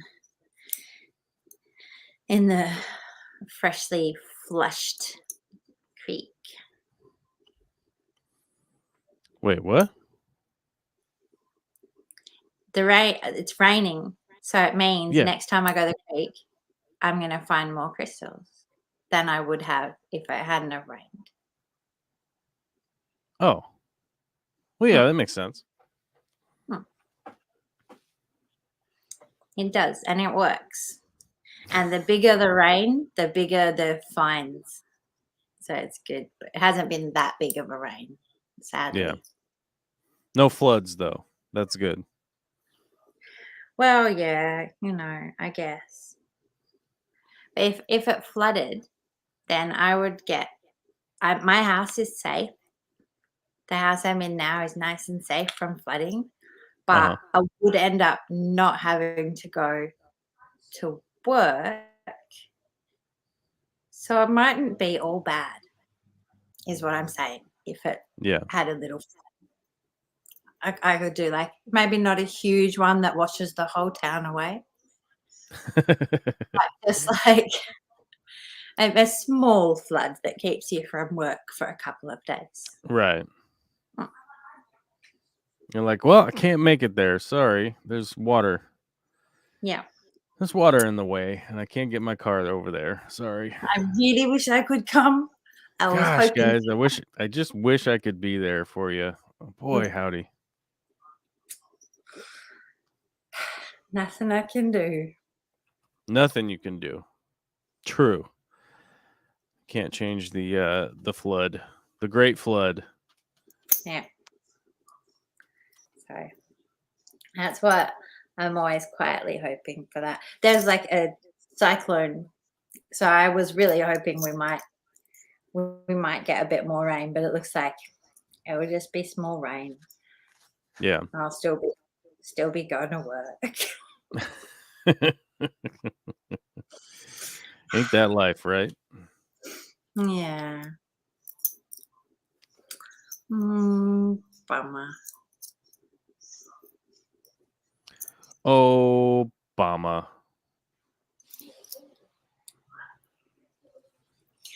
Hang on.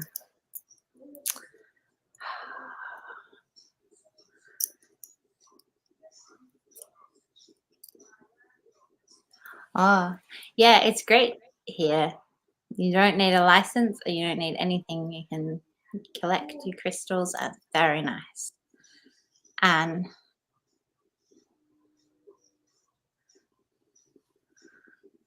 I missed something on that one. In Australia, I am in the very northernest part of New South Wales. Mm-hmm. Just a little bit inland. If I drove, it would take me, I don't know, half an hour to get to the beach, and it would take me 10 minutes to get to the border of Queensland. Oh. And but I'm in a really nice place because where we live, a long time ago, there was a huge volcano, and so there's a mountain not very far from here that was like the core of the volcano, and then there's this ring of mountains that's, all around it, and I live sort of on a part of that outer ring. Mhm. And so it's a really lovely place to live, and it's why we find lots of nice stones as well. But yeah, it makes for a beautiful place to live. The soil is all good, and there's mountains and crystals, and it's lovely. Yeah. Well, you live in a lovely area, don't you? Yeah, I really do. I feel very lucky, especially to, like, when I had to move from my last house, even though, like, this whole wider area is very nice, Mhm. everywhere here is nice. But I'd never really been out like where my house is before, and it's how things happened Mhm. that this was where I could come to. Where you landed. Yeah, and I don't know, I feel pretty lucky, even though it's far away, so it's hard. I'm kind of a bit lonely out here. But I've got creek. And I've got crystals. My kids are happy. Like my youngest Yeah. boy has been a bit depressed. There's lots of things that happened, in Mhm. our family and stuff, and that's where he got to. And it's been really sad to see because he's just a little kid.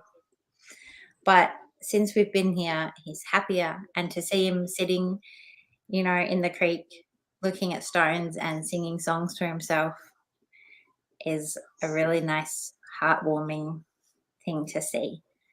So I think it will be a very healing place for us as a family. That makes And sense. kids get a lot from nature. Yeah, they do. Yeah. So I'm glad that they have got it. And they're loving being little fossickers and finding stones. And my little boy, my middle boy, is loving learning what all the different fish are and stuff in the water, which is fun.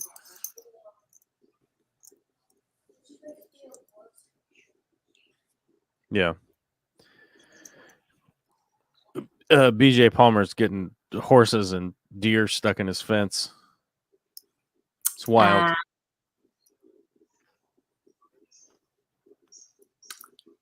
Bummer.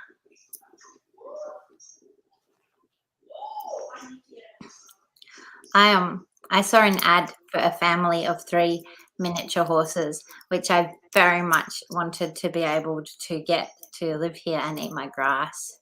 Mm-hmm. But they were just a little bit out of my price range, but they were like under the cost of the price of the like ride-on mower. Mm-hmm. So I felt like, they would be quite an economical choice. And then you wouldn't have to get out and actually do the mowing because they Right. could eat the grass. Keep it down for you. Yeah. Yeah, I thought that would be good. I had Keeping a it whole trimmed. little fantasy about it and how great it will be. And then I let it go.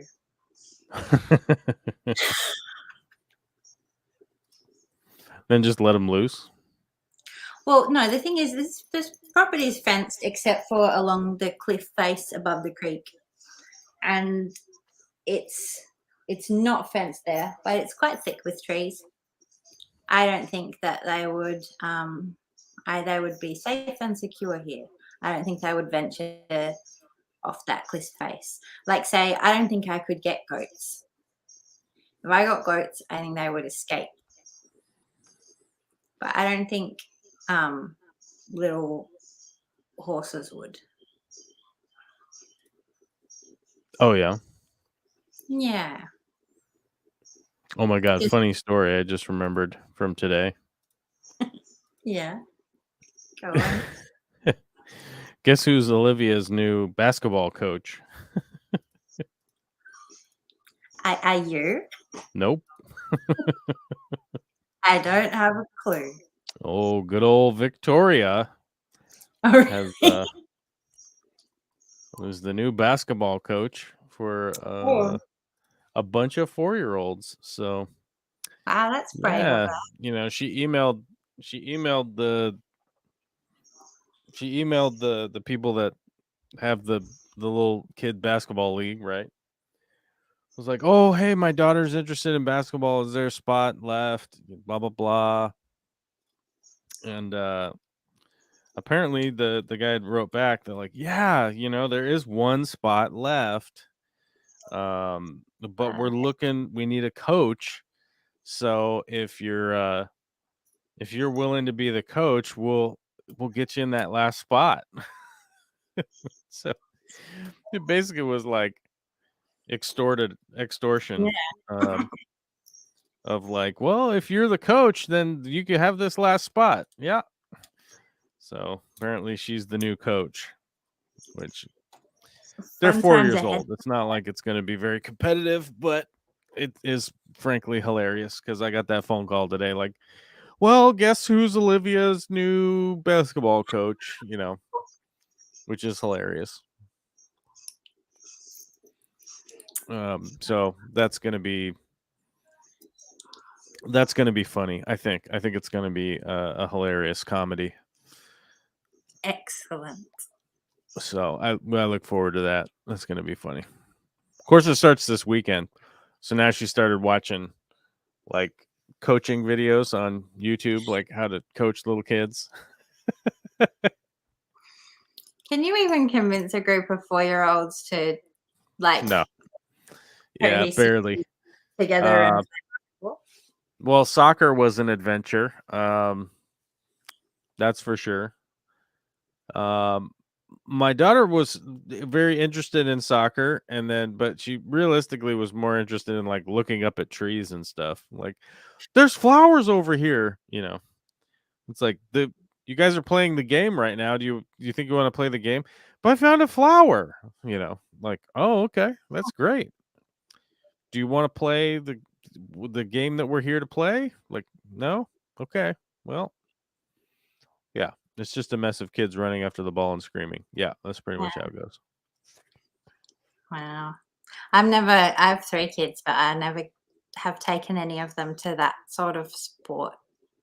I've taken them to like individual things where they can do their own individual thing, but never to like a group sport. Yeah. Well, I got 10 o'clock, so I hate to leave you by yourself, but good, Mick's back just in the nick of time. Mick and the Nick. Mick in the nick of In the nick. time. Yeah. Oh, not that kind of Nick, right? Something else that rhymes with Nick though, but doesn't end with CK. Ends with IT. Yeah, dang it. All right. I got to go to bed. I turned it into a pumpkin. All right, sorry I had to bail for the last 10 minutes or whatever it's been. I didn't even bring a teaspoon back with me, but yeah, a little bit That's of all right. chaos inside. As always, Sarah is a delight. And As but always. Always. I'm getting close to bedtime. It's 10 p.m. for me, so you know how it is. I gotta right. get up at the butt crack of it's still dark outside, Dawn. Thanks for having such a salubrious conversation about suicide with me. That was a wonderful time. I hope. Oh, you know how it is. I hope people, don't commit suicide and stuff. Yeah, don't reach do out. that.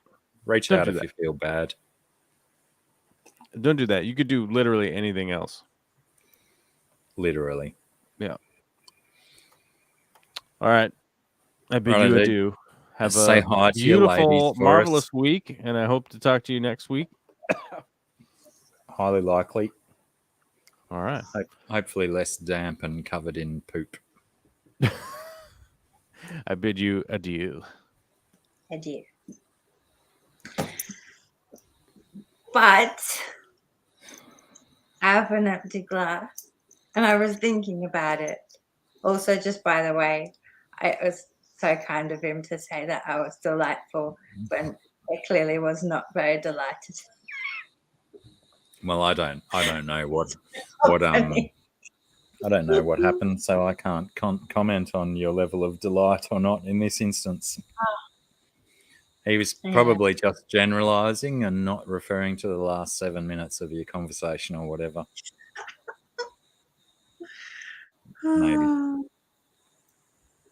Maybe.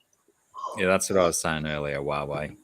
Friends are a limitless resource if they're actual friends. So quite often that's the best place to start if you've got issues and whatnot. Like as soon as this live stream is finished, I'm going to be reaching out to all of my friends who've had to hose poop off their dad's balls and ass twice in 1 week. I was expecting more of a reaction from you, Scungy, but I got nothing at all. It goes with the territory, I guess. It's my job. It's what I got to do when it's required. And now I have to send a message to my sister saying, no more pork dinners, please, on Tuesday nights. How did you finally get the pork poop? Yes, that's the only thing I can put it down to because, granted, I did just give him a pie out of the oven and the pie was perfectly cooked and it was like, mere moments after he finished his pie, and that's way too quick for food to come out the other end from the pie. I think he's just slowly processed the pig and it's come out. And like I said, we have a very similar digestive system, and I had quite a horrendous poo this morning, not long before you showed up, and completely can understand that it's the pig that causes it. He was just delayed this time. Thank goodness, though, because last time it was in the bed and all over the place. On that note, though, I ate a Krispy Kreme donut once, and it took I ate it and then I had to run and poo it back out again. And I didn't eat sure anything. It was it, though? Sorry? Are you sure it was it? Because it's quite, isn't it? It was 100% it. Isn't it over a kilometre or something? But no, it's not a kilometre. It's a long way, but it's like everything just went to liquid. It was really gross. I haven't eaten one of them, though. But I did get some news today that my cousin, the battle that you were talking about before, she I don't know who we're talking about. too, and she has left the world and her children and husband behind. Mama, that's shit news. Did she leave the world of her own accord or via accident or illness of her own accord? Dang. Well, like I said before, honey, if you need to reach out and talk, I'm here. I can't even go Why not? there. Do it. They probably looked even better than mine. I just realised I have a method I can test this with. To try and get my face to try and make the sound and move my face and my eye at the same time. So that was hard.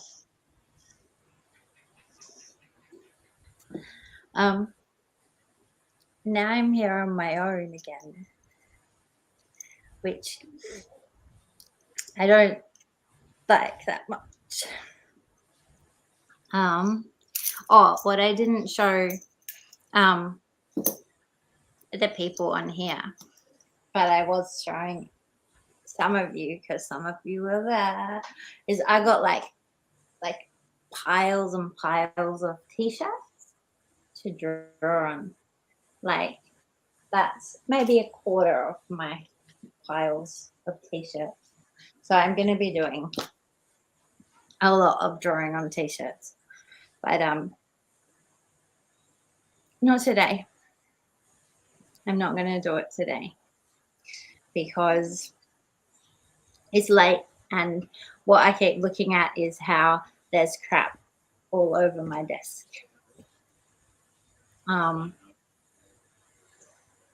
Yeah.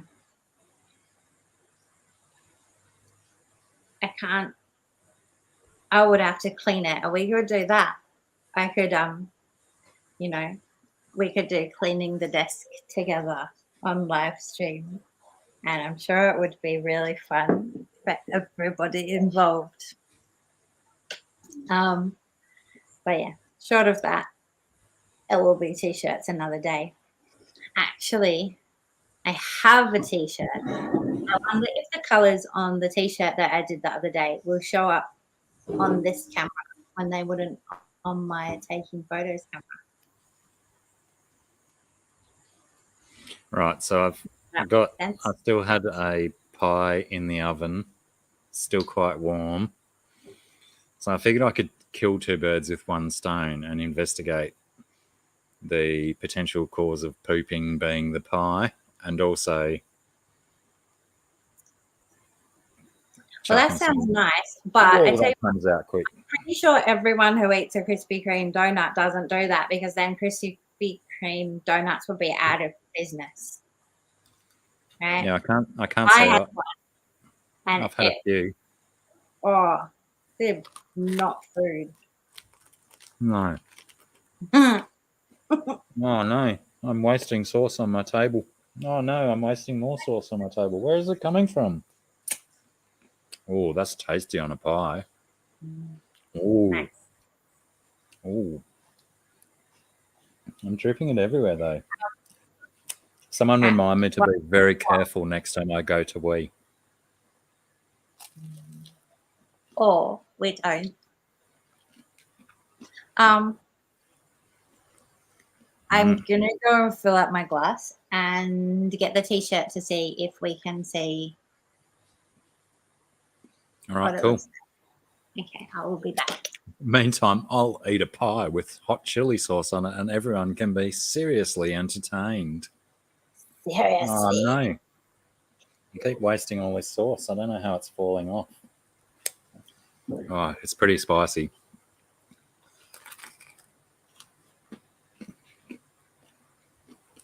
Do people mind if I talk with my mouth full?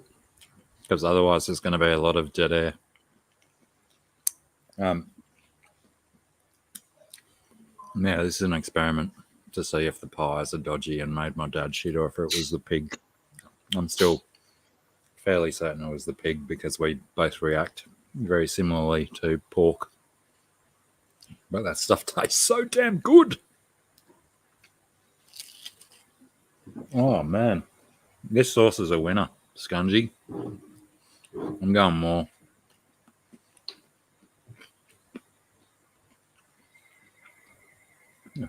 Why can't we do both, Coro?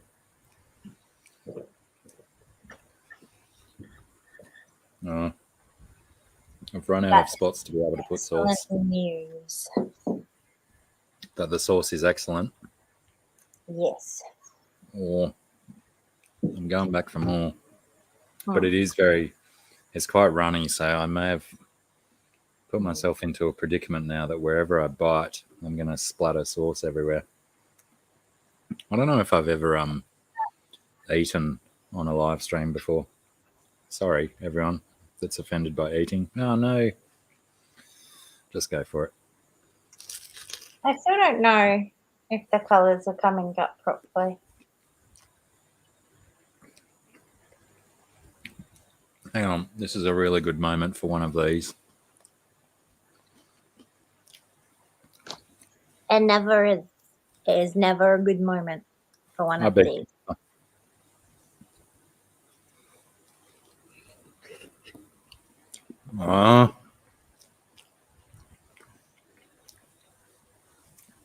Ding, ding, ding, ding.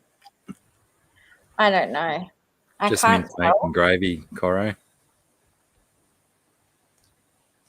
That's the idea, GRB. If it is the pie that gave him grief, then what an awesome stream it's going to turn into. I could take the microphone with me. See, it's doing the same thing as the other camera was. Yeah, I think we'd already determined that your colours never turn up as they look in real life.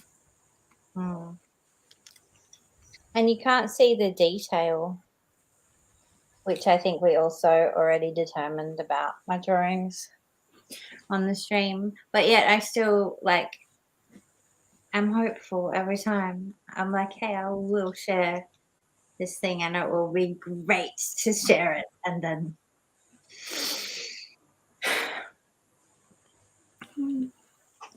But, yeah, you know.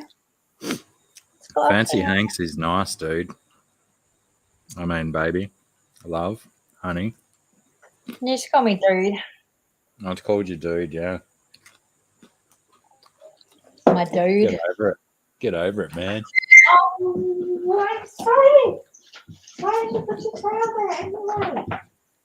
Yeah, Scuba Steve, I think they are the colours, but when it displays on screen, it's not the accurate Windows numbers of those colours that one would expect.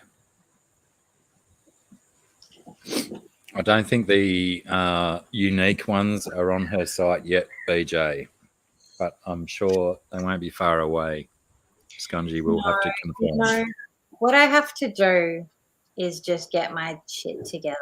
But it's not just that. You see, I'm stopping myself from keeping on trying to finishing making my website because I can't afford to put it up once I make it.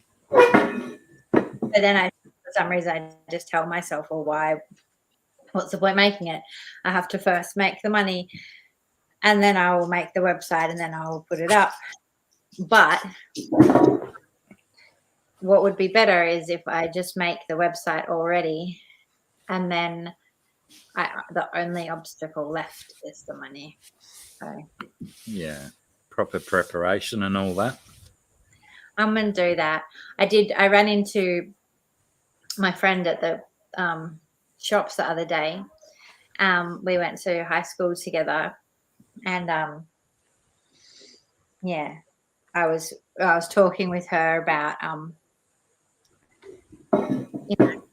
getting back to the markets and all the things, and she was pretty good at sort of reminding me how much we can hinder ourselves from things by just like saying, basically, like I've got to set myself some actual goalposts and not just like take it easy, get in there, because otherwise I will fuck myself up every time. And then some spaz goes and hands you a present that may potentially occupy excessive amounts of your time. If it helps, What have I done? I'm perfectly capable of preoccupying myself with everything all the time. Everything all the time.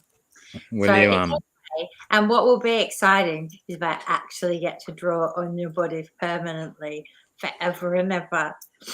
Well, now that you've said that, can you potentially explain to everyone who hasn't guessed it yet what we're talking about? It was a Christmas present, remember? I got a Christmas present today. On the day after Valentine's Day. And my Christmas present is something that you can tattoo with. So now I have to learn to tattoo. Like a tattoo pen. I'm not sure because I don't know a lot about the equipment. I got offered a job doing tattooing not that long ago. It was a couple of years ago, probably. But it was too far away. I'm fairly convinced it was a couple of years ago when you first told me that story, and it was still a couple of years ago in that story. Maybe? No? A couple of years ago when I told you the story, and when I told you the story is when it happened. Righto. Anyway, keep going. Don't listen to me all the time.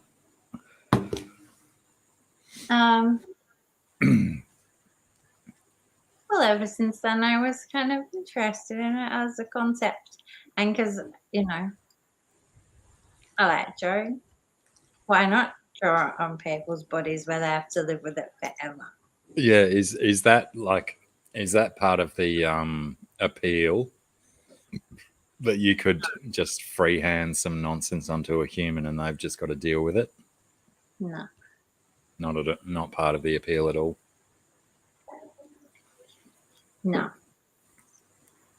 Because what would suck, what I wouldn't like is to actually draw on somebody and they don't like it and they have to be with it and they feel uncomfortable with it. If someone doesn't like it, I want to take it back and keep it for myself. A good size yeah, I was just going to say a good size combat knife will get rid of that problem for you. Nice sharp filleting blade.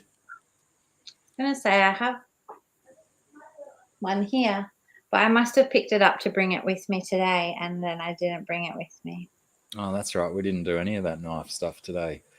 Preoccupied. No. Well, I've still got these at least. I'm going to give that a burl. That seems like a good idea. Well, I tell you what, they're actually really good. Like I have everything that I've ever tried to wash up with them, things that I cannot get the stuff off, even when I'm using dishwashing liquid and scrubbing with a scourer. And then I put that stuff on it and I let it sit for a bit and then it's just loose and comes off. Yeah, makes you wonder, doesn't it?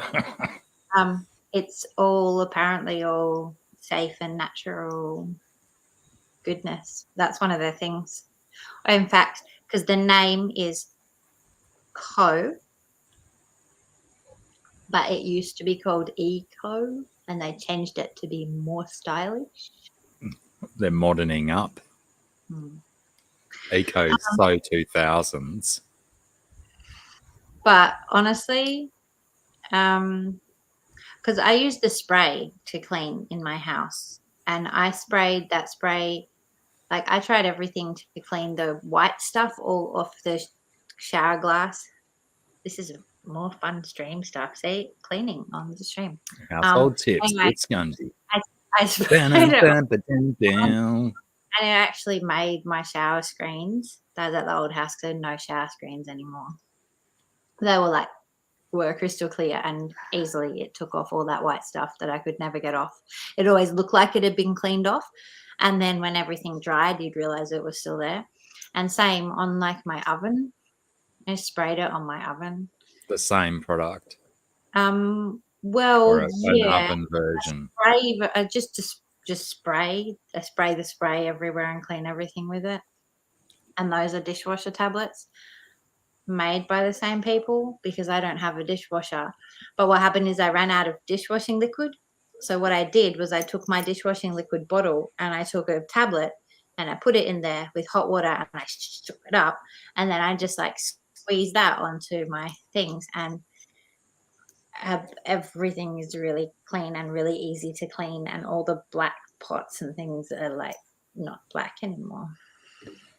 Just in case you think you're watching the wrong live stream, this is still Have a Beverage with Blacky. This is just Scungy's home tips and hints section. Orange peels work magic. That's a good callback back to the tattooing, isn't it? Yeah, we're going to start with orange peel or banana. Or apple or pear, because apparently apple and pear are very similar to human skin. Go figure. I'm the guy who explained how even if you use the fake skin or pig skin, none of it is going to be like skin at all. Yeah, none of it's going to be anything like you expect once you reach your first proper skin. Yeah. Maybe what you've got to do is build a pig pen and keep some live pigs and tattoo live pigs. That will probably be nice. They'll probably just sit quietly while you tattoo them, won't they? Well, they will if you ether them or chloroform them.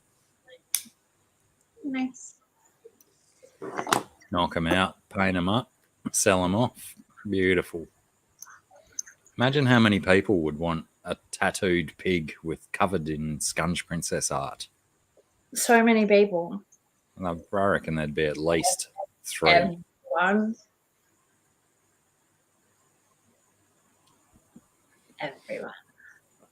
It's funny, Aqua Garden Zen, because that's what the everything you read on the internet says, that once you go from practice skins, whether you're doing fruits or silicon skins, they say that you've got to experiment on yourself before anyone else. So you learn the skin and you're only doing your mistakes on yourself. Ooh. Scuba Steve, I think he wants a tattooed scungy pig. We could have a niche market opened up right here.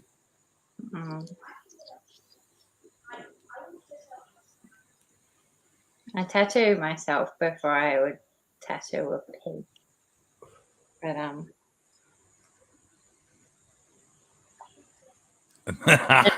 GRB says then eat them and have Sarah art crackling. Brilliant. Delicious and aesthetic. I was going to say beautiful, but I wanted to go for a smarter sounding word, and then that just made me sound like a dickhead.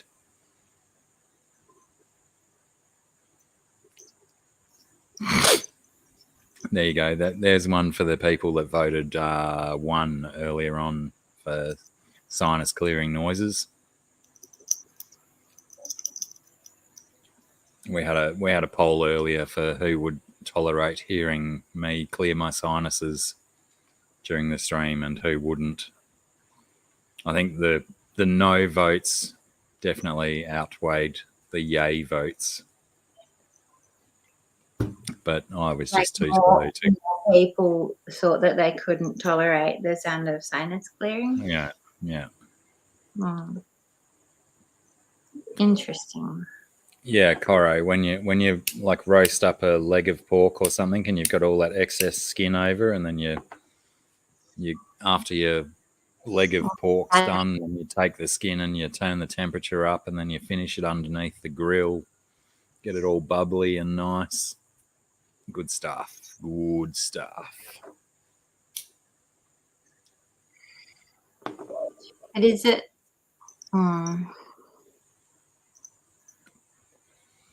but is it good stuff? No, that wasn't what I was gonna say. I did like the taste of pigs when I ate them.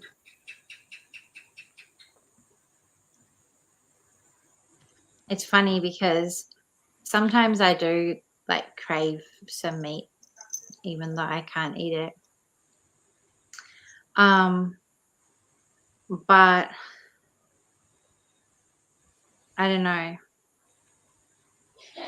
Yeah, me too.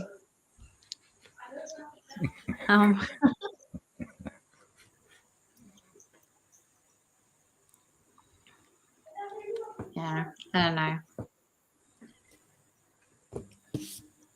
I wonder if I will eat it again if I could. If you could, I'm sure you would. Maybe. Even if it's just a one-off to go, oh, no, never again. You'd still have a crack at least once. It's weird because, like I said, I get that craving, and like definitely with those bloody chunks of kangaroo, I was like, I do have low iron, so that's probably partly where that comes from. But also there's sort of like this, I don't know, I guess just like not doing it for so long, it starts feeling less and less appealing. Like especially just the idea of eating a pig is appealing to me less and less. Even though I think I told you this, like I think one of my favorite meals of my entire life, like the meal that I just absolutely enjoyed the best, was pork chops. There's just one meal I hadn't eaten for days and days and days, and my mum brought me pork chops in the hospital. That was so good. No, Vitra. Yeah, anyone who's out there compiling the Blacky and Scungy trivia game, don't put the pork chops question in there because I'll get it right every time.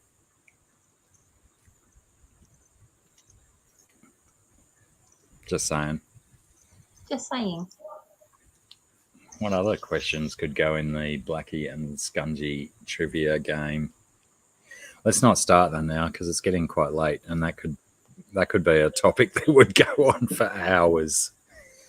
I pretty much guarantee there's like at least 100 questions that people could refer back to as trivia for us, and we'd probably even struggle to remember the right answers.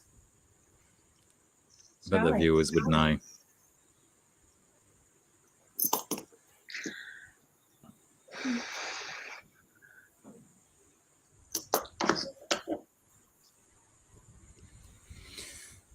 What else is going on? Is that it? Are we done? I think we're probably done.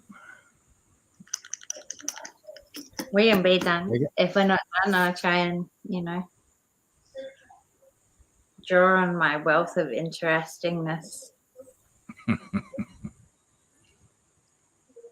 find something else to talk about. We actually got over 30 viewers tonight. I was quite impressed when I saw that. 32, I think it was at one stage. Huawei question 1. What's that brown mark on Sarah's chair? Yeah, there's old school trivia, Huawei. Nice one. Deep dig. Very nice. GRB says, what vape flavour? What was your response when I... Old nut with a fruity aftertaste. It's a CBD vape. It doesn't taste good. Because I asked her the same question earlier today, GRB, but that certainly wasn't the answer that I got.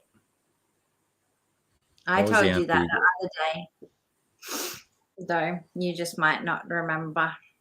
Well, I didn't see your vape pen until today. But yeah, I don't remember talking about. Yeah, it's okay. I know it was late at night.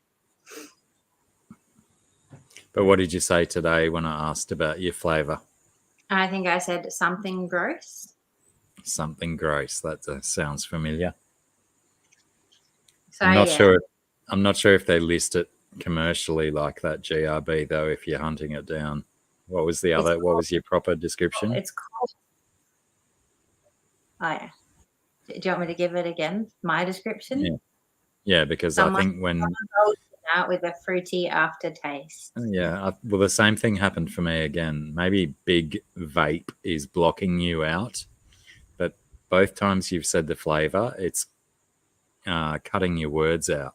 But maybe that's only at my end. What did you say again, please? I said that it tastes like someone's old dinner with a fruity aftertaste. Okay, imagine someone's old dinner and you like lift up the cling wrap and you go, and then when you breathe out, you go, oh, and you've got like a fruity taste on your tongue. That's what this tastes like. Deep dive. Sounds nasty. Like I've grown a little bit more accustomed to it now, but it's still not very nice. But the point is, yeah, it's CBD, so not sucking on it for the flavor.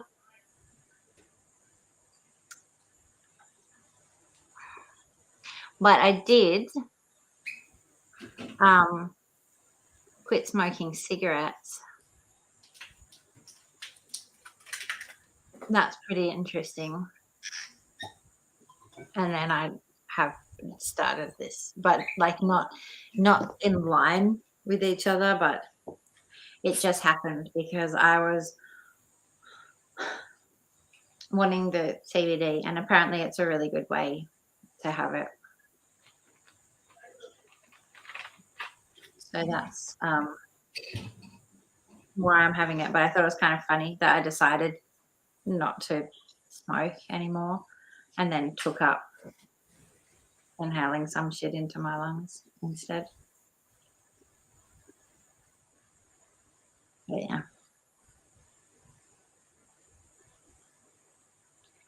I know I've looked on, there's like lots of really nice sounding flavors.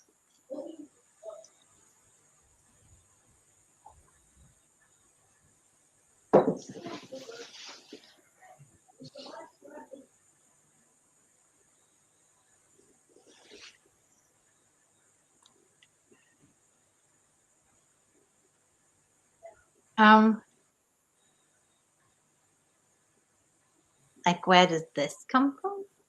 Like I think you can buy them with flavors and stuff in them too. I just don't know. This one said that it's nice, but so it's got a broad spectrum, and because it's that it tastes, is it supposed to taste like something nice, but it's got also terpenes in it from Trees. Like it doesn't have THC in it, but it has got like broad spectrum CBD, I think, and terpenes, and that is where I think the mixture of those terpenes with the fruity flavor that they've tried to make it have, why it tastes gross. You can get them, like they sell CBD vape stuff at vape stores. In Australia, you need a prescription for them. Don't get Z-Beam started on the terpenes too. Yeah. He loves talking about terpenes. There you go. They're gross. But yeah, apparently they're a very vital chemical constituent of many plants and trees and whatnot. Yeah, and like they are, and I think it's a little bit like that because from all the stuff, which I haven't read anything for a very long time about weed stuff, because when I was researching stuff was before the world sort of caught on to it. So I remember like, so, you know, there's probably a lot more research done about it now, and there's probably a lot more knowledge that I don't know about. But it reminds me of, there are lots of things like that when they find something and they go, oh, this thing is good, and they isolate what the good thing is, and then they just take it out away from all the rest, and it turns out that the best effect for that comes with all the other things that are in that natural plant. So I think that's where too with the weed, it's like, yes, it's CBD, but you want to be having all those other things, and apparently what different terpenes are in the plants do have an effect on how it affects your body. Or another one that I think is like the turmeric, and people like isolate the curcumin out of the turmeric, but the best effect is had if you actually have the whole plant and obviously other stuff to be able to absorb it properly. Yeah, all those chemicals are there together for a reason. Yeah. Let's not consider one isolated part the magical section of the plant.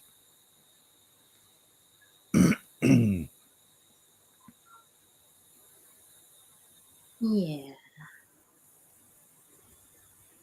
Yeah. We just start playing with it instead of going like, oh, hey, this one thing is really good, so eat more of this or have more of this.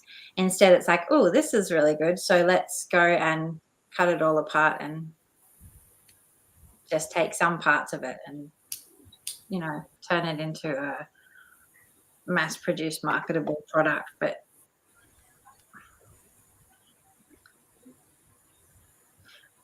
show us again. Go on.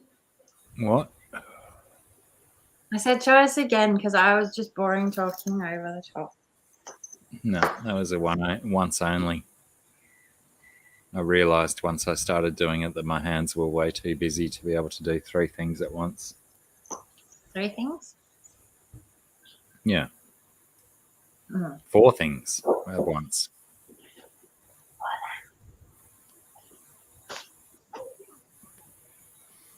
Oh, yuck. Aqua Garden Zen. Sorry, I wasn't yucking your little llama. I was yucking Aqua Garden Zen, saying I need a biscotti. Hideous creatures. Have a biscotti with a schooner of ouzo, AGZ. It's bloody easier to say Aqua Garden Zen, isn't it? Clearly.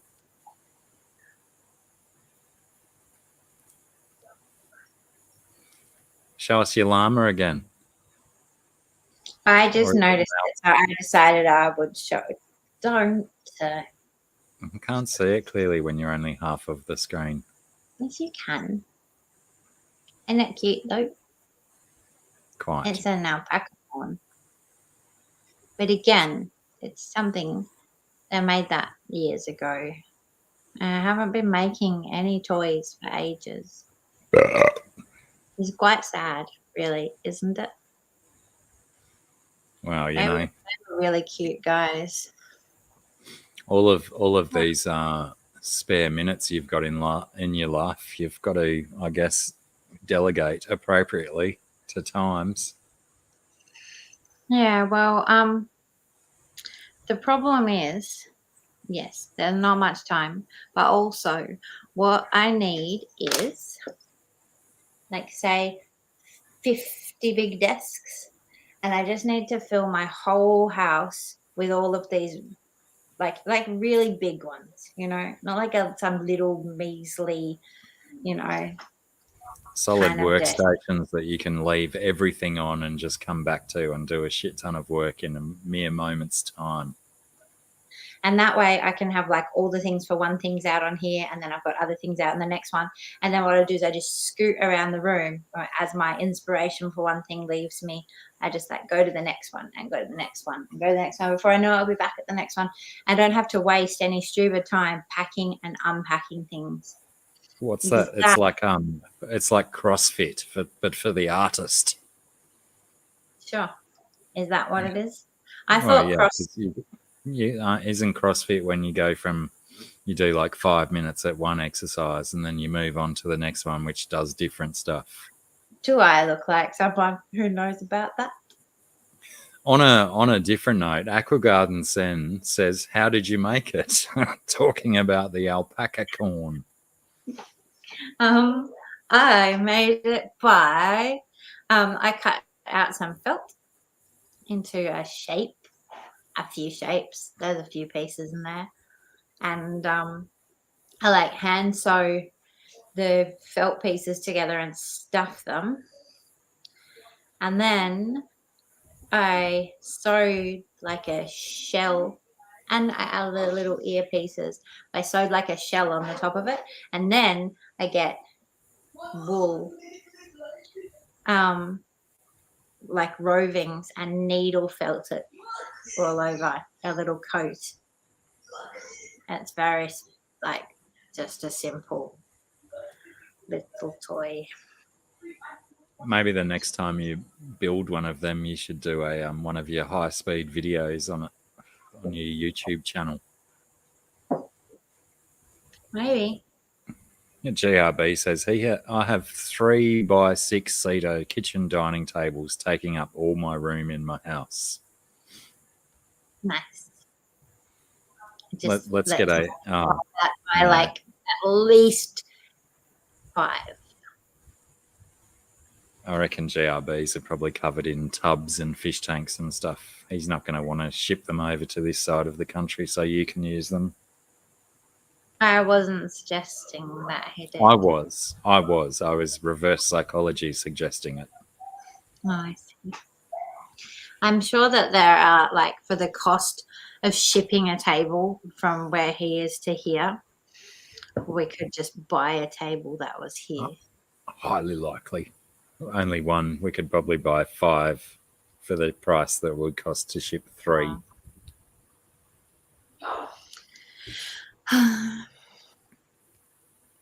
Yeah, I definitely want them all. I just want to fill up my house with even in here. Okay, so I have 3 desks, and one of them is what would be considered by most people to be a big desk, but it's the small desk. And then I have a big giant dining table and another table that's slightly smaller, and I have got about this much room to work On each table. not have enough, no, on combined. I wonder if we could because there's like these 2 massive trestle tables out in the garage that my nephews used to use for what's that tabletop gaming game? Warcraft, is it? Warhammer. Massive big tables, about 1 meter by 2.5 meters, maybe even more than 1 meter wide. Maybe I've got to get them out of my garage and up to you before they notice they're missing. Sure. They're big though, big, perfect for what you need. I want to be able to set stuff up. Like even in here, I'm not doing a lot of the drawing that I want to do because I don't have any space. A consistent workstation. To friggin' like I need. My desk has got like a shelf, and then it's got a scanner and a couple of other bits and pieces, and a computer and the printer on it, and like sure, there's lots of shit. There's tubes of paint, and there's like Posca pens and paintbrushes and crystals and like other pens, and there's like a lighter, and there are probably 50 bajillion pens, and then there are all the guys like these guys that I've pulled all down, and there's like a microphone and bottles of ink and other old drawings, and there's underwear and a ukulele. Oh, you've just reminded me, because when you picked that up, I thought it looked like a rat's corpse. That was the other thing that I was thinking of when you left today. I didn't give you was your rat's corpse. Dang it! Dang it! But at least you worked out one of the other things that I'd not remembered to give you. Yeah, I'm glad I did that. But Did you already try it? No, I didn't. Not on a school night. Yeah, it's just Oh yeah. Do us a song. They were asking me to do a song earlier. Someone was asking me, and I tried to do a song the other night, and my voice is so rusty and terrible at the moment. I shudder to imagine what a song would sound like from me. So I do apologise for not responding to that comment earlier. shudder about myself. Plus, I don't think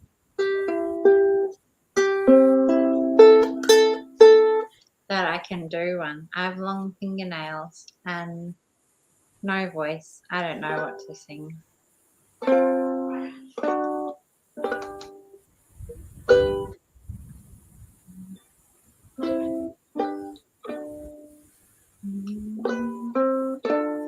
I don't know, Mikey.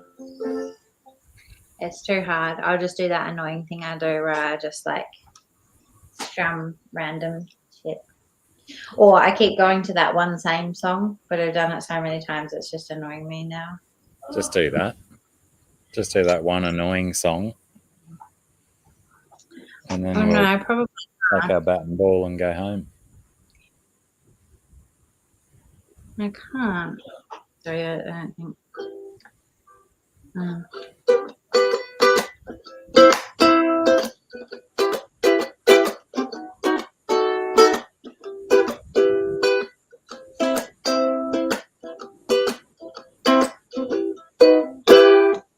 think that's the one.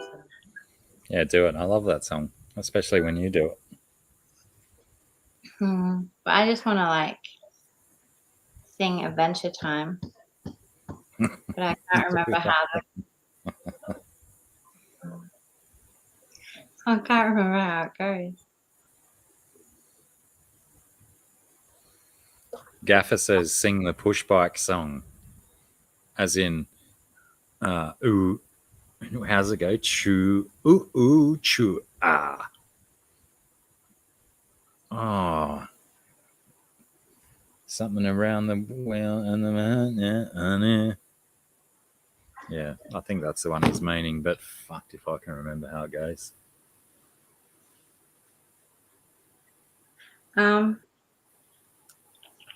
Why did that remind me of something else? But I don't think it is. Hang on, I'm gonna look for it as a thing. Ooh, whoops.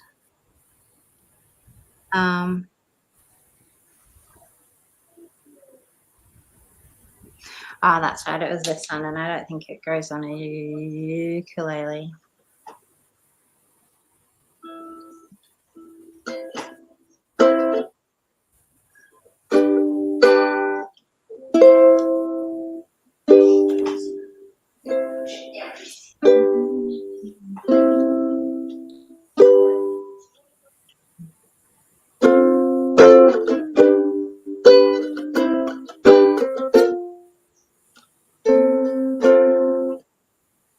Yeah, kind of.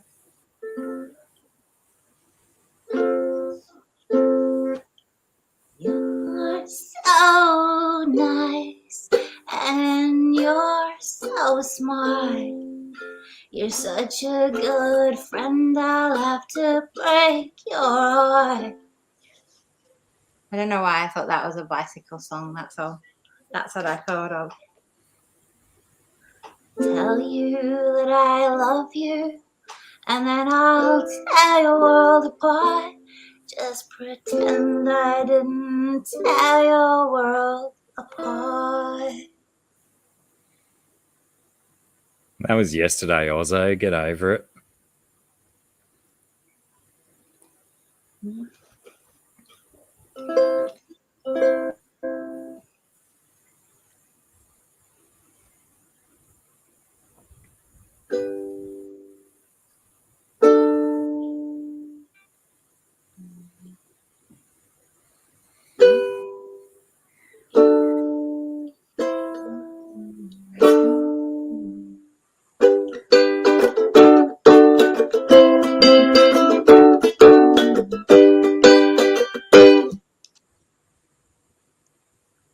I used to like sing everything as that song to my kids when they were little. And it's funny because they recently got head lice, and I sang it to them about coming and getting the head lice picked out of their head. I can't remember exactly how it went because I just make it up as I go at the time. Yeah, yeah, that's the one I was thinking of, Gaffer. Might be a little bit before Sarah's time, though. Yeah, I don't know what you were talking about. Ch, ooh, ooh, ch, ah, riding on my pushback, honey, till and my wheels go far or something. Shit, I'm gonna need more Gaffer correction. I can remember singing it like it was in. Remember the ABC sing books that we used to get, and you'd sing along to the songs in those in primary school. That was one of them. There, that I'm guessing by your facial expression that even that's before your time. It's perfectly symbolising our massive age difference. But yeah, that was a pretty good song. I think it was actually a popular pop song at some stage.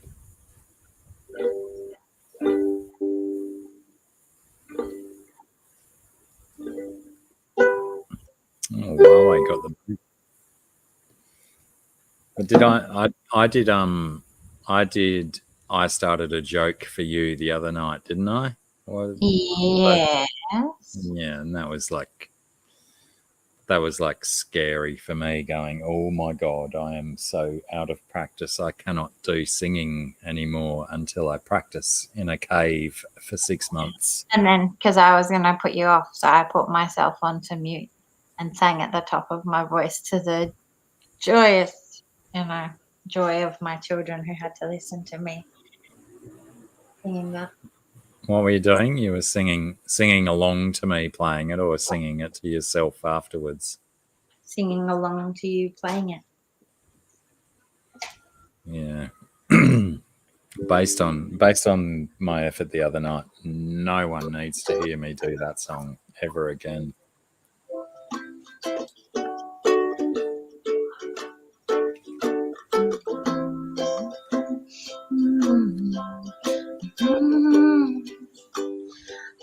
Be a picture of discipline.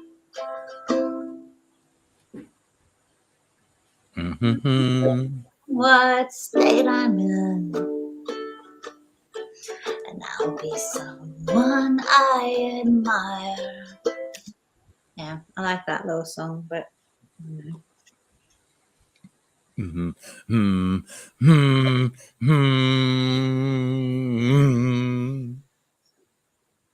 my mind's in a future 5 years from now. I'm 120 pounds. I don't even know what that means, to be honest. And I never get hungover because I will be the picture of discipline. I keep telling her that too, Huawei. State I'm in, and I'll be someone I admire. But it's funny how I imagined that I would be that person now. But it doesn't seem to have happened. Or maybe I've just forgotten how to see that I don't want to be the person that I want to be. And I remember like all the words. My mind.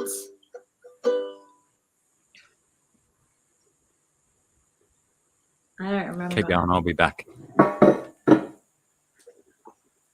Yeah, but it doesn't help if you're there or not if I can't remember what all the words are. My mind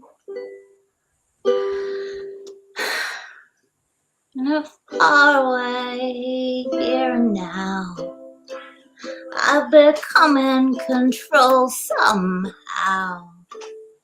And I never lose my wallet because I will be the picture of discipline, never fucking up anything.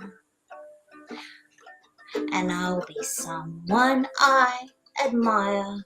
And it's funny, that's the wrong chord every time.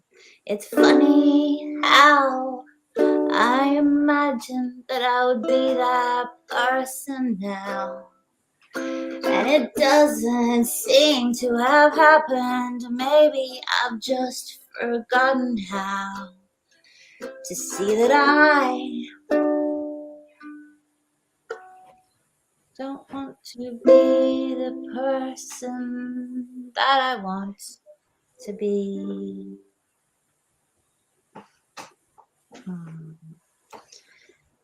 And in my mind, when I'm old, I am beautiful, planting tulips and vegetables, which I mindfully watch over, not like me now. I'm so busy with everything that I don't look at anything.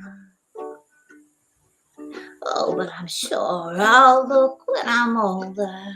And it's funny, funny how I imagine that I could win this wellness fight.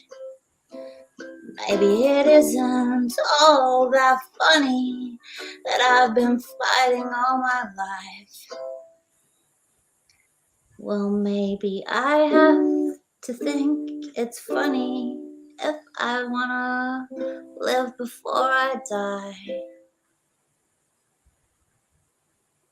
I remember, maybe it's funniest of all to think I'll die before I actually see that I am exactly the person that I want to be.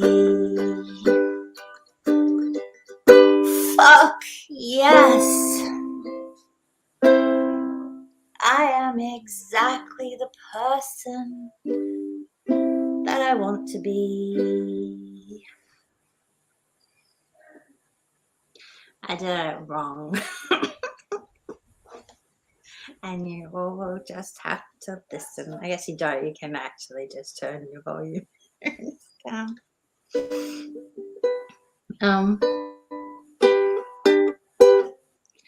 I don't know. I do know other songs, but it's hard to remember them on the spot. Oh, how about that one? That one.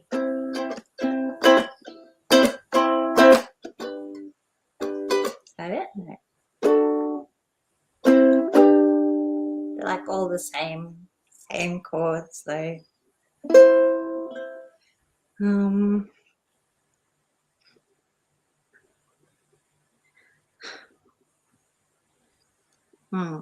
My brain is filled with many dusty warrens. It can be hard to find things in there.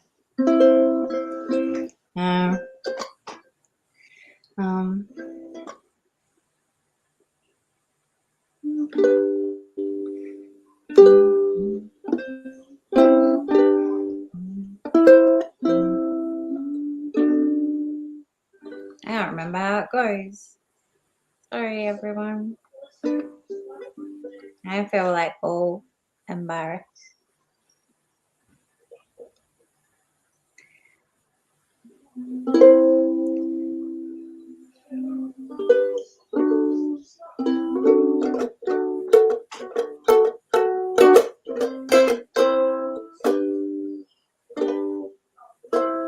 I don't know. I can't remember it. What else?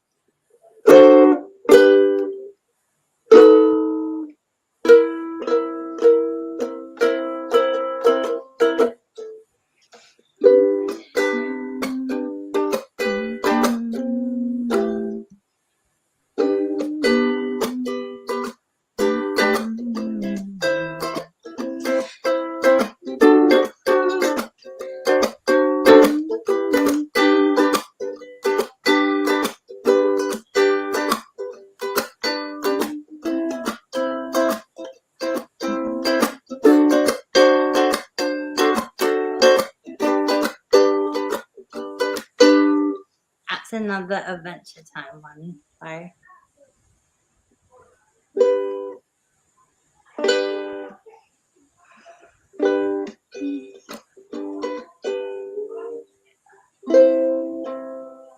I need Mikey to come back. I felt too embarrassed.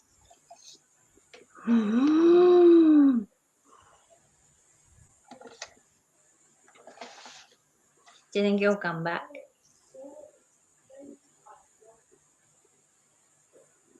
You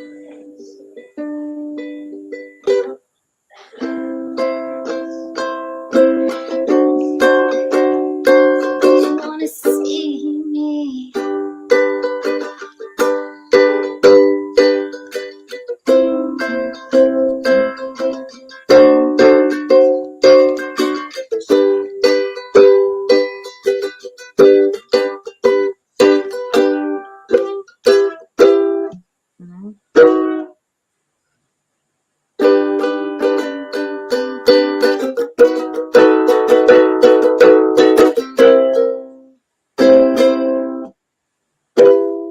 Maybe. Hang on.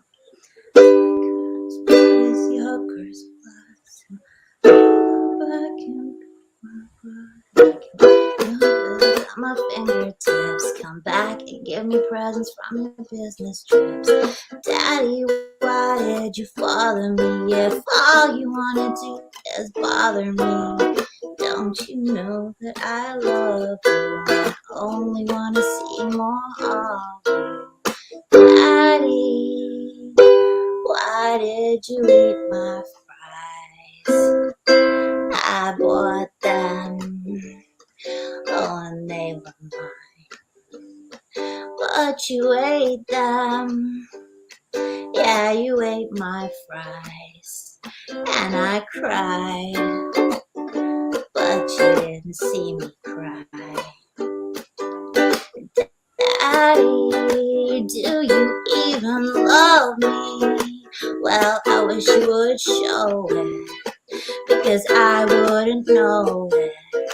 What kind of daddy eats his daughter's fries and doesn't even look her in the eyes? Daddy, there were tears there. If you saw them, would you even care?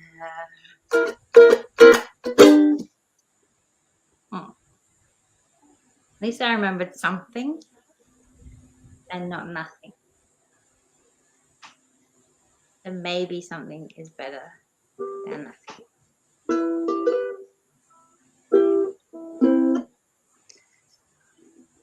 I still want to remember this other one though. It's gonna haunt me until I do.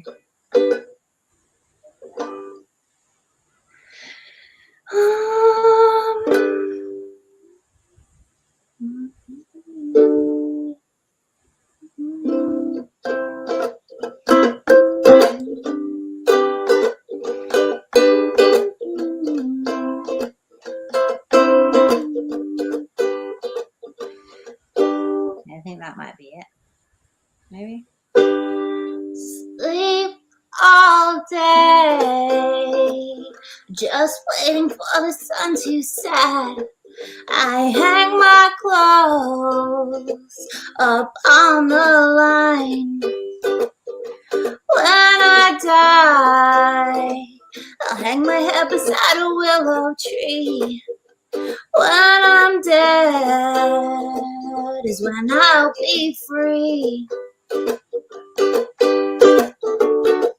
So you can take my body and put it in a boat. Light it on fire. You can use the gasoline.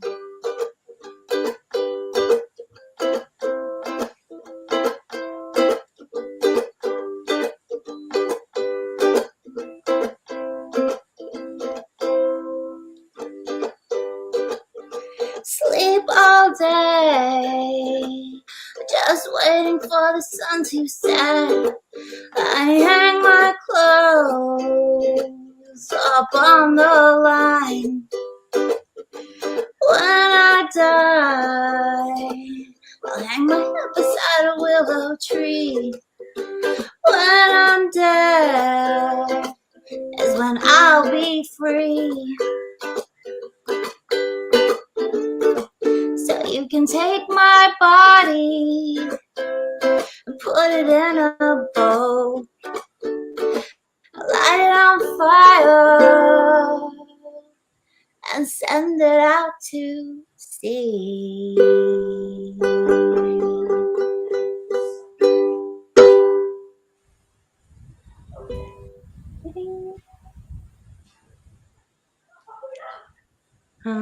I got really excited then. I thought that rustly sound was the sound of my hit. Cat to save us all. But it's not, is it? It's not.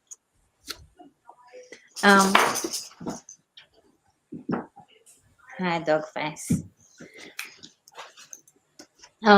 So it was really fun before because the dog, despite me telling her like her whole life, I don't want her tongue anywhere near me, is always quite determined to like lick me, especially near my face. I'll avoid it, but she tries. And so just before, when she jumped up, I stuck my tongue out at her, and she went and like jumped down, and it was pretty good because I went ha right back at you. She actually didn't want me to stick my tongue out. Maybe that means I have like really bad breath.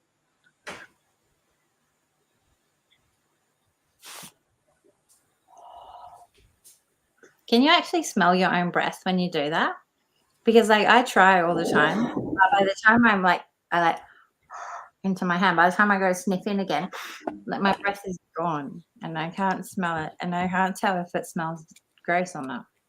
I think the only time you can smell your own breath is accidentally.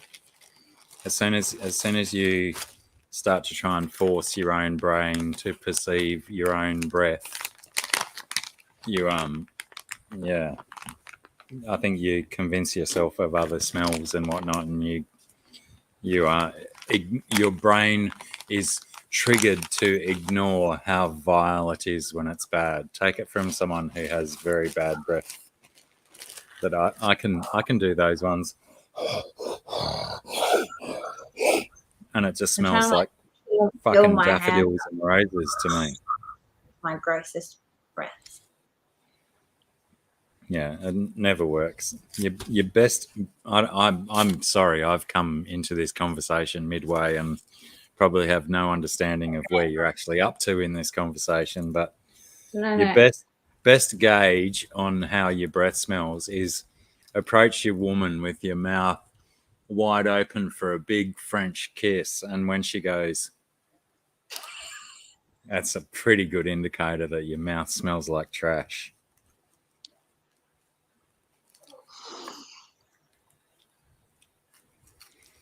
Well, it's funny that you say that, because this conversation started by me saying that I stuck my tongue out at the dog before, and she went and like went away. Well, dogs know better than us when it comes to stank. Indeed.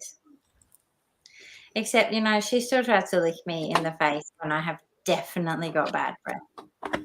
Like right now, I feel like my breath wouldn't be like, I wouldn't be wanting to get in anyone's face and be like, it's not like minty fresh, but I feel like it's not bad. It might smell a little bit like someone's old dinner. What song did you play while I was away? Seemed to. I tried to play a couple of things. But when you went, I was playing the Play in My Mind. You were still here then. G'day, Cat. By the way, I played no whole songs at all. I think I played the whole song of the Willow Tree one. I was inside putting clothes on my father. I was going dun dun dun dun dun dun dun dun dun dun dun dun in my own mind. So that's the last. I absolutely love it and enjoy it when you do that song. And I I didn't played a little bit of I the didn't Fry. hear other ones after that. I played some of the Fry song, and I played the Willow Tree. How can you play some of the Fry song? It's like a 1 minute, 10-second song. So the problem is I'm trying to work things out, and especially like you're not here. And so I feel like this like feeling, when you like see on a show or something, when they like start to like black out all the rest of the things in the scene, and the person who's there is like maybe like in like a spotlight, and then they're like Like they close in on them sort of thing, and you've just got their face like, this left. is how I just start feeling like I'm here all alone, and I'm like singing a song. I'm just in my house hanging out. I just start feeling really like weirdly uncomfortable, and like what am I? This is I'm probably going to go down as the poll episode, but let's take a poll. All right, we're going to do a poll. When I walk away on a scale of 1 to Prince, how shit is Sarah as a live stream host?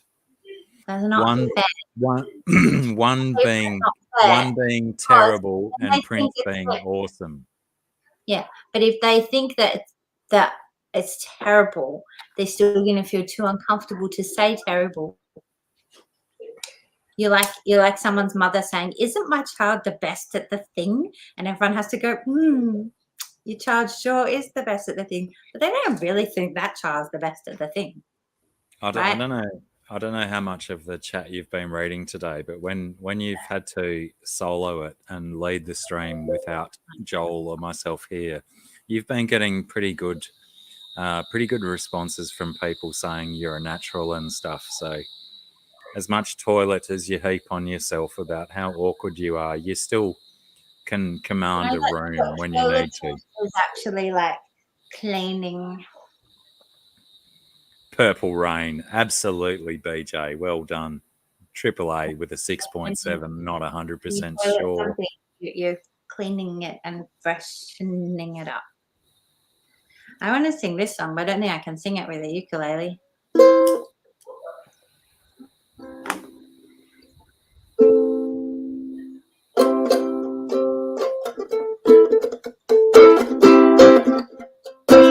Probably not. You know the one I mean.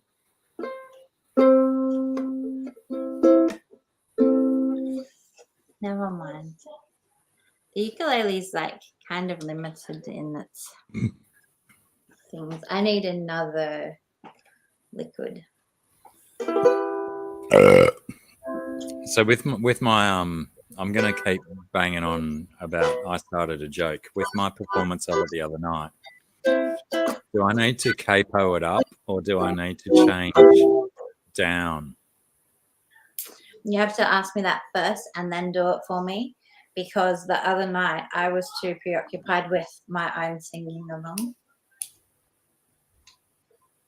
Looking forward to the high bits, because at the high bits I remember you going, "Oh no," and then me going, "Yay, I can sing that." Well, that's the silly bit about the high bits in that song is you don't have to do them high. You can still do them at the same pitch as the rest of the verses. And I think that's always where I fuck that song up, is I try and go up an octave when in fact it's still sat at the same pitch. Yeah, you just have to come out real, like, because you can sing the rest of it in like one kind of voice, and then you sing that other bit in your different voice. Yeah, you go from rock to opera. Yeah, but you're not necessarily going, I looked at the sky. You're just like opening up your voice as you sing, versus doing your like more talky ones.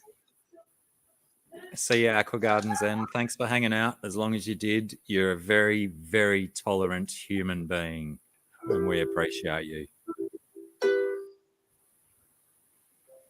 How soon is it going to be politically incorrect to say you appreciate someone? When are people going to start toileting that sentiment?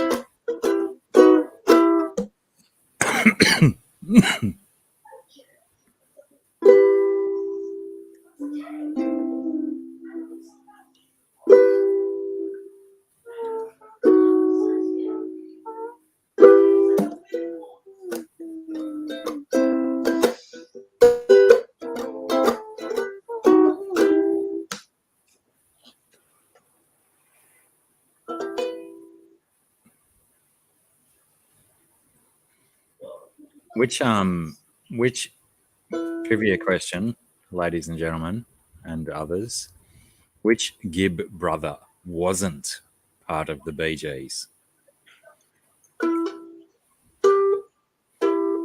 No Googling. Get amongst the trivia.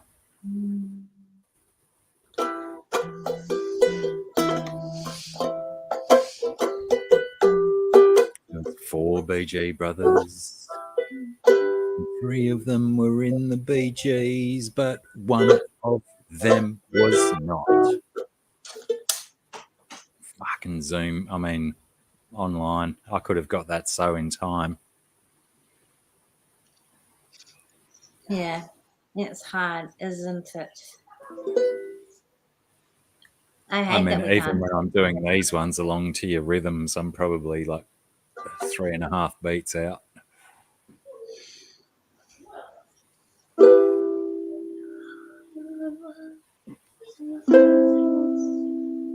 I think BJ and GRB have nailed it. Was it Andy? Yeah, it was Andy. Barry, Morris, and Robin were the BJs. Andy was the loner doing all the drugs in the corner while they worked hard to make hits.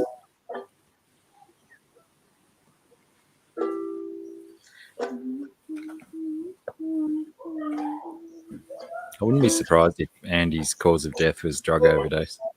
But it probably wasn't. I'm probably just being harsh.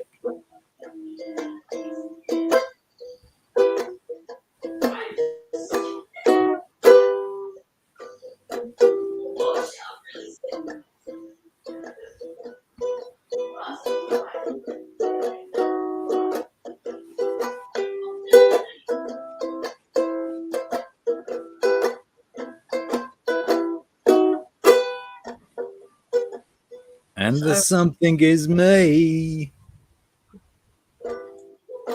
And the Bourbon is me. Well, there are 2 different and the somethings, but one of them is like, and the bitch is me. Don't give a fuck about you. And they Most people would lean away from the mic. judges us. The whole point was to be aggressive. I suppose, and it worked. It worked. It sank in. I love when you play that song. I always love that song. Good. Oh, inflammatory heart virus. Now I feel fucking nasty for saying he probably died of a drug overdose. What a cruel and heartless individual I can be. Thanks, GRB, for making me aware of my mental issues and problems within myself. I'll go and sit in the corner and have a good, long, hard look at myself.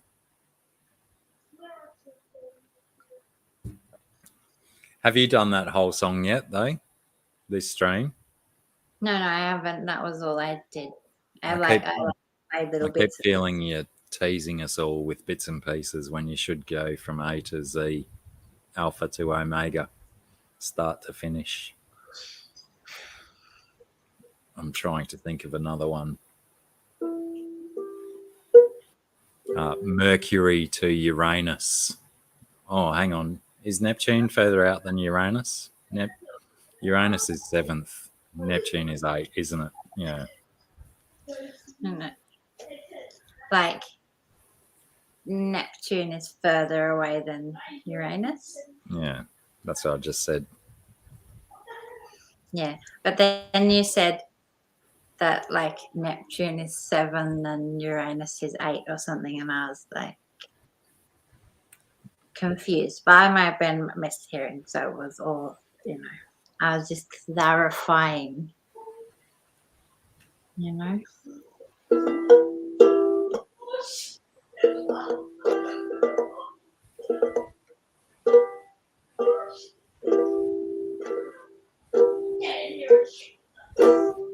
So you're going to do it? Are you going to have a go at the whole song? I don't know. I have a little bit of a go. Problem is that I get like freaking out and then I have to stop. Oh, wind is picking up. We got storm rolling in. Let's go. Let's go.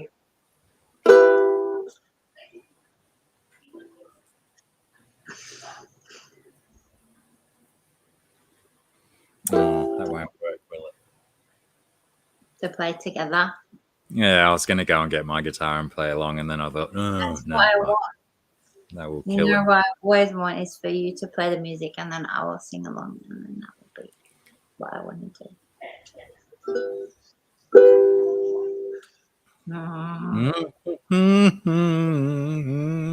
Even if I sing along, it'll ruin it.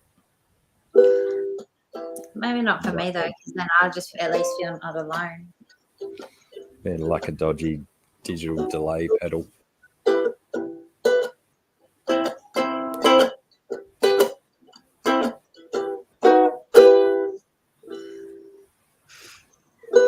I have heard what the Holy Ghost says, and I know some folks join him on the death. The count is on, the time is coming soon, but I can get to how much faster than you.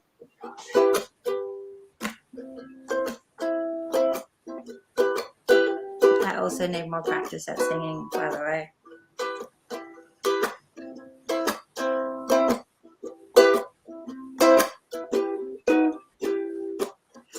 And the witch is me.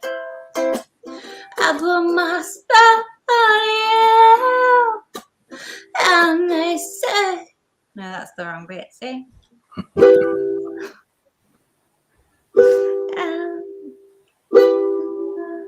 Something, I can't remember, see, I can't do it. And I know the devil watches over us and sees every little thing we do.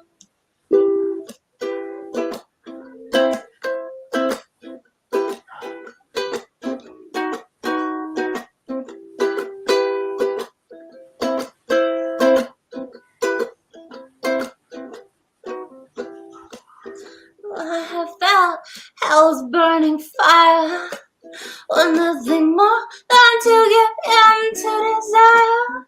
The good Lord says you can't have your neighbor's wife, but death's the only certainty in this life. And the witch is me. I put my spell on you, and I believe that the devil watches over us, sees every little thing we do. I close my eyes, I envy and pray. It never fails me, I get things this way. Whip out my knife, take everything you've got. I'll leave you broken, lonely in a burial plot. And the bitch is me. Don't give a fuck about you, 'cause I didn't want to scare you again. I wish it did. And they say that God's the one who judges us, but I'm not ashamed of the things I do.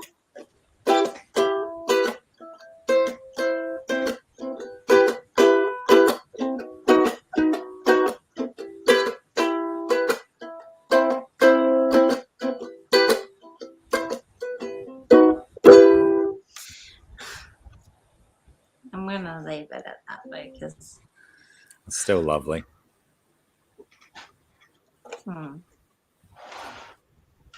it's a cute song. I like it.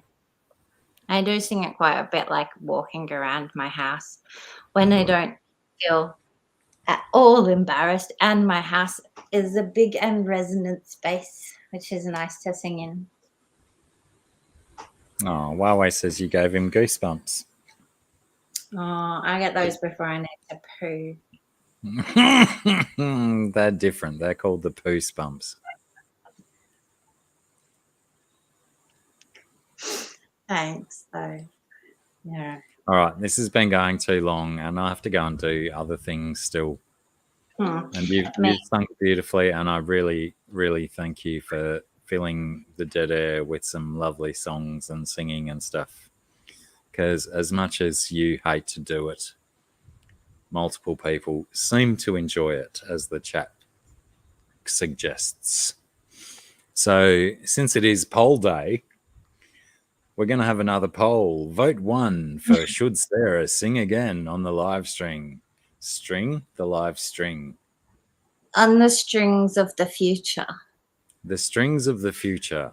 Vote 1 for Sarah singing again, or vote 75 sixes for no. Never again. Never again.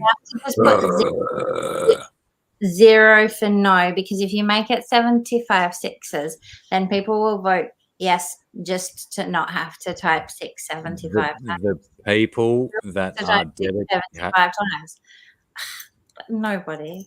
The people that are dedicated to voting no will work out the most sensible way to type 75 sixes.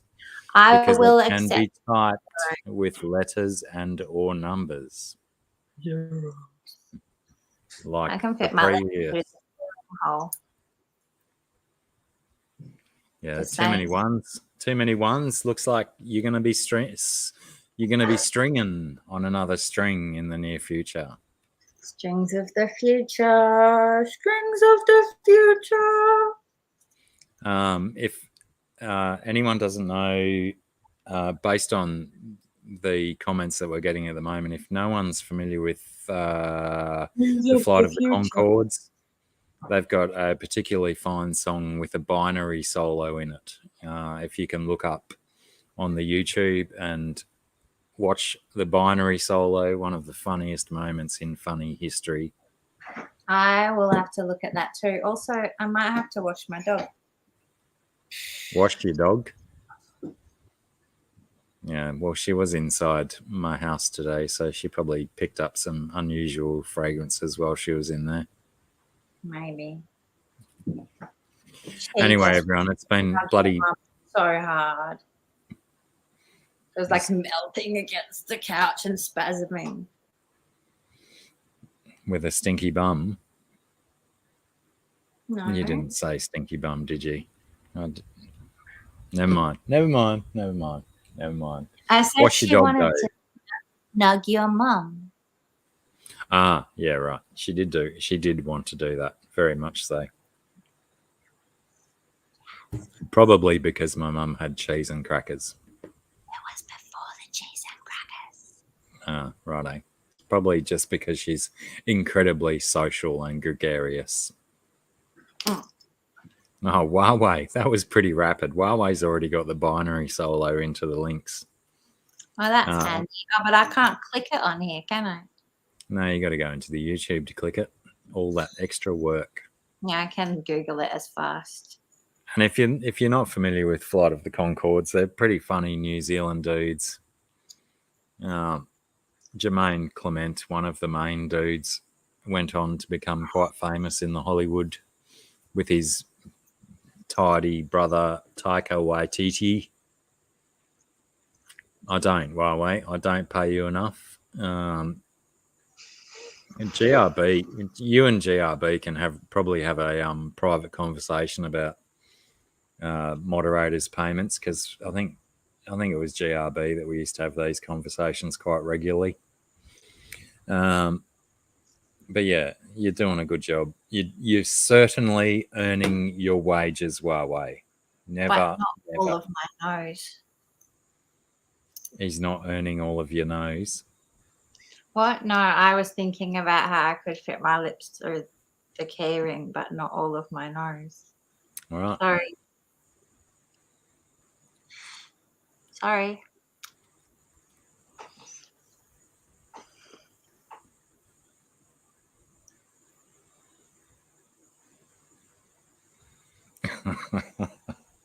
All right, everyone. Yeah, he's Jermaine Clement's best mate from Flight of the Conchords, BJ. The Conchords. The Conchords on roids. Anyway, go and follow that link, BJ, that Huawei sent. Watch the binary solo. Go and watch, I think there was 2 seasons of Flight of the Conchords. New Zealand boys that made a little bit of a wave in the US and they're very, very funny. And I think one of the dudes now just is living in a quiet farm in New Zealand on his Flight of the Conchords money, happy with life. The other one wants a somewhat of a Hollywood existence. You know, that's what you get with humans. Thanks, everyone. Thanks for hanging out this long. It's been a bloody long one for a change, something a little bit different. Replay Team 6, you know who you are. Bloody get amongst it. Drop a comment to let us know that you've been here, Replay Team 6. Without dropping comments, we don't know who you are. Let us know. We've got to build Replay Team 6 into a formidable force that can take on the world when martial law takes over the planet. I think it's scheduled for next week, so get your bloody comments in now. And thanks for spending your time with us this afternoon. Thank you, Scungy, for being like beautiful and lovely and funny and hosty and musical and arty and nosy and lippy through keyringy and stuff. I even looked through it. So I put my gaze through the keyring. Oh, Three of your senses through the keyring in 1 minute. You don't stop the thing. Unbelievable. Unbelievable. The dedication you've got to the task, to getting the job done. I'm dumbfounded and amazed. Well done, BJ. You made it. You made it all the way.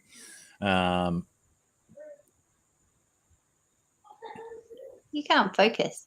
It's like, this is not me. I can focus. So it looks like you've taken a large amount of Nestle Crunch and just rolled it into a ball. I did. Right. I thought everyone would like to see that. Now chew it. I won't. We don't need no more dentist bills. It is a emptying out my bank. Shit, I just realized I did that really close to the microphone. Sorry to anyone whose eardrums are now non-functional, but it probably doesn't matter because they can't hear me now anyway.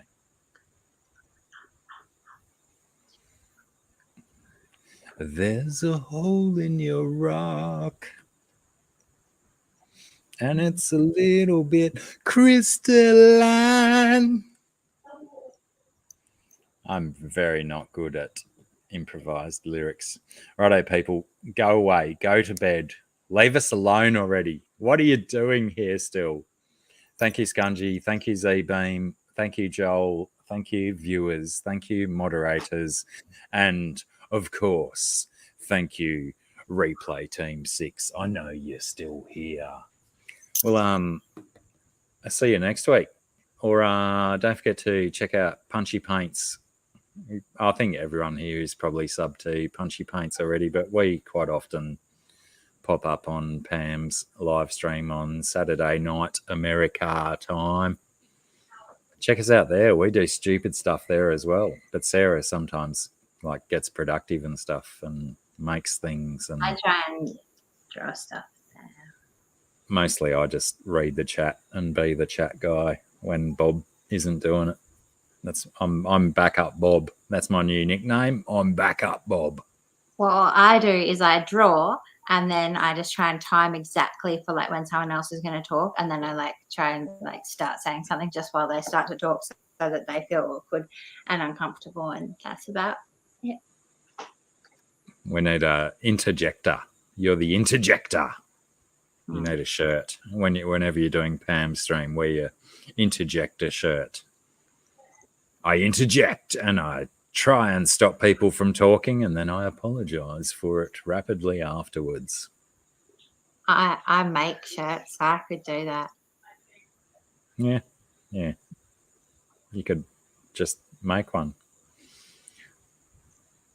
It's just I've developed a question for myself to you, but it might be of a personal nature, so I'm going to save that one until we're offline and just talking amongst ourselves. I think I said all the thanks, but thanks again, everyone. Let us go. There's jobs to be done. let's go. Teas to be had, and dinners to be cooked. And it is getting late, quite late. Thank goodness I just have to boil some rice tonight. Thank goodness my lost my $50, so I don't have any dinner to make.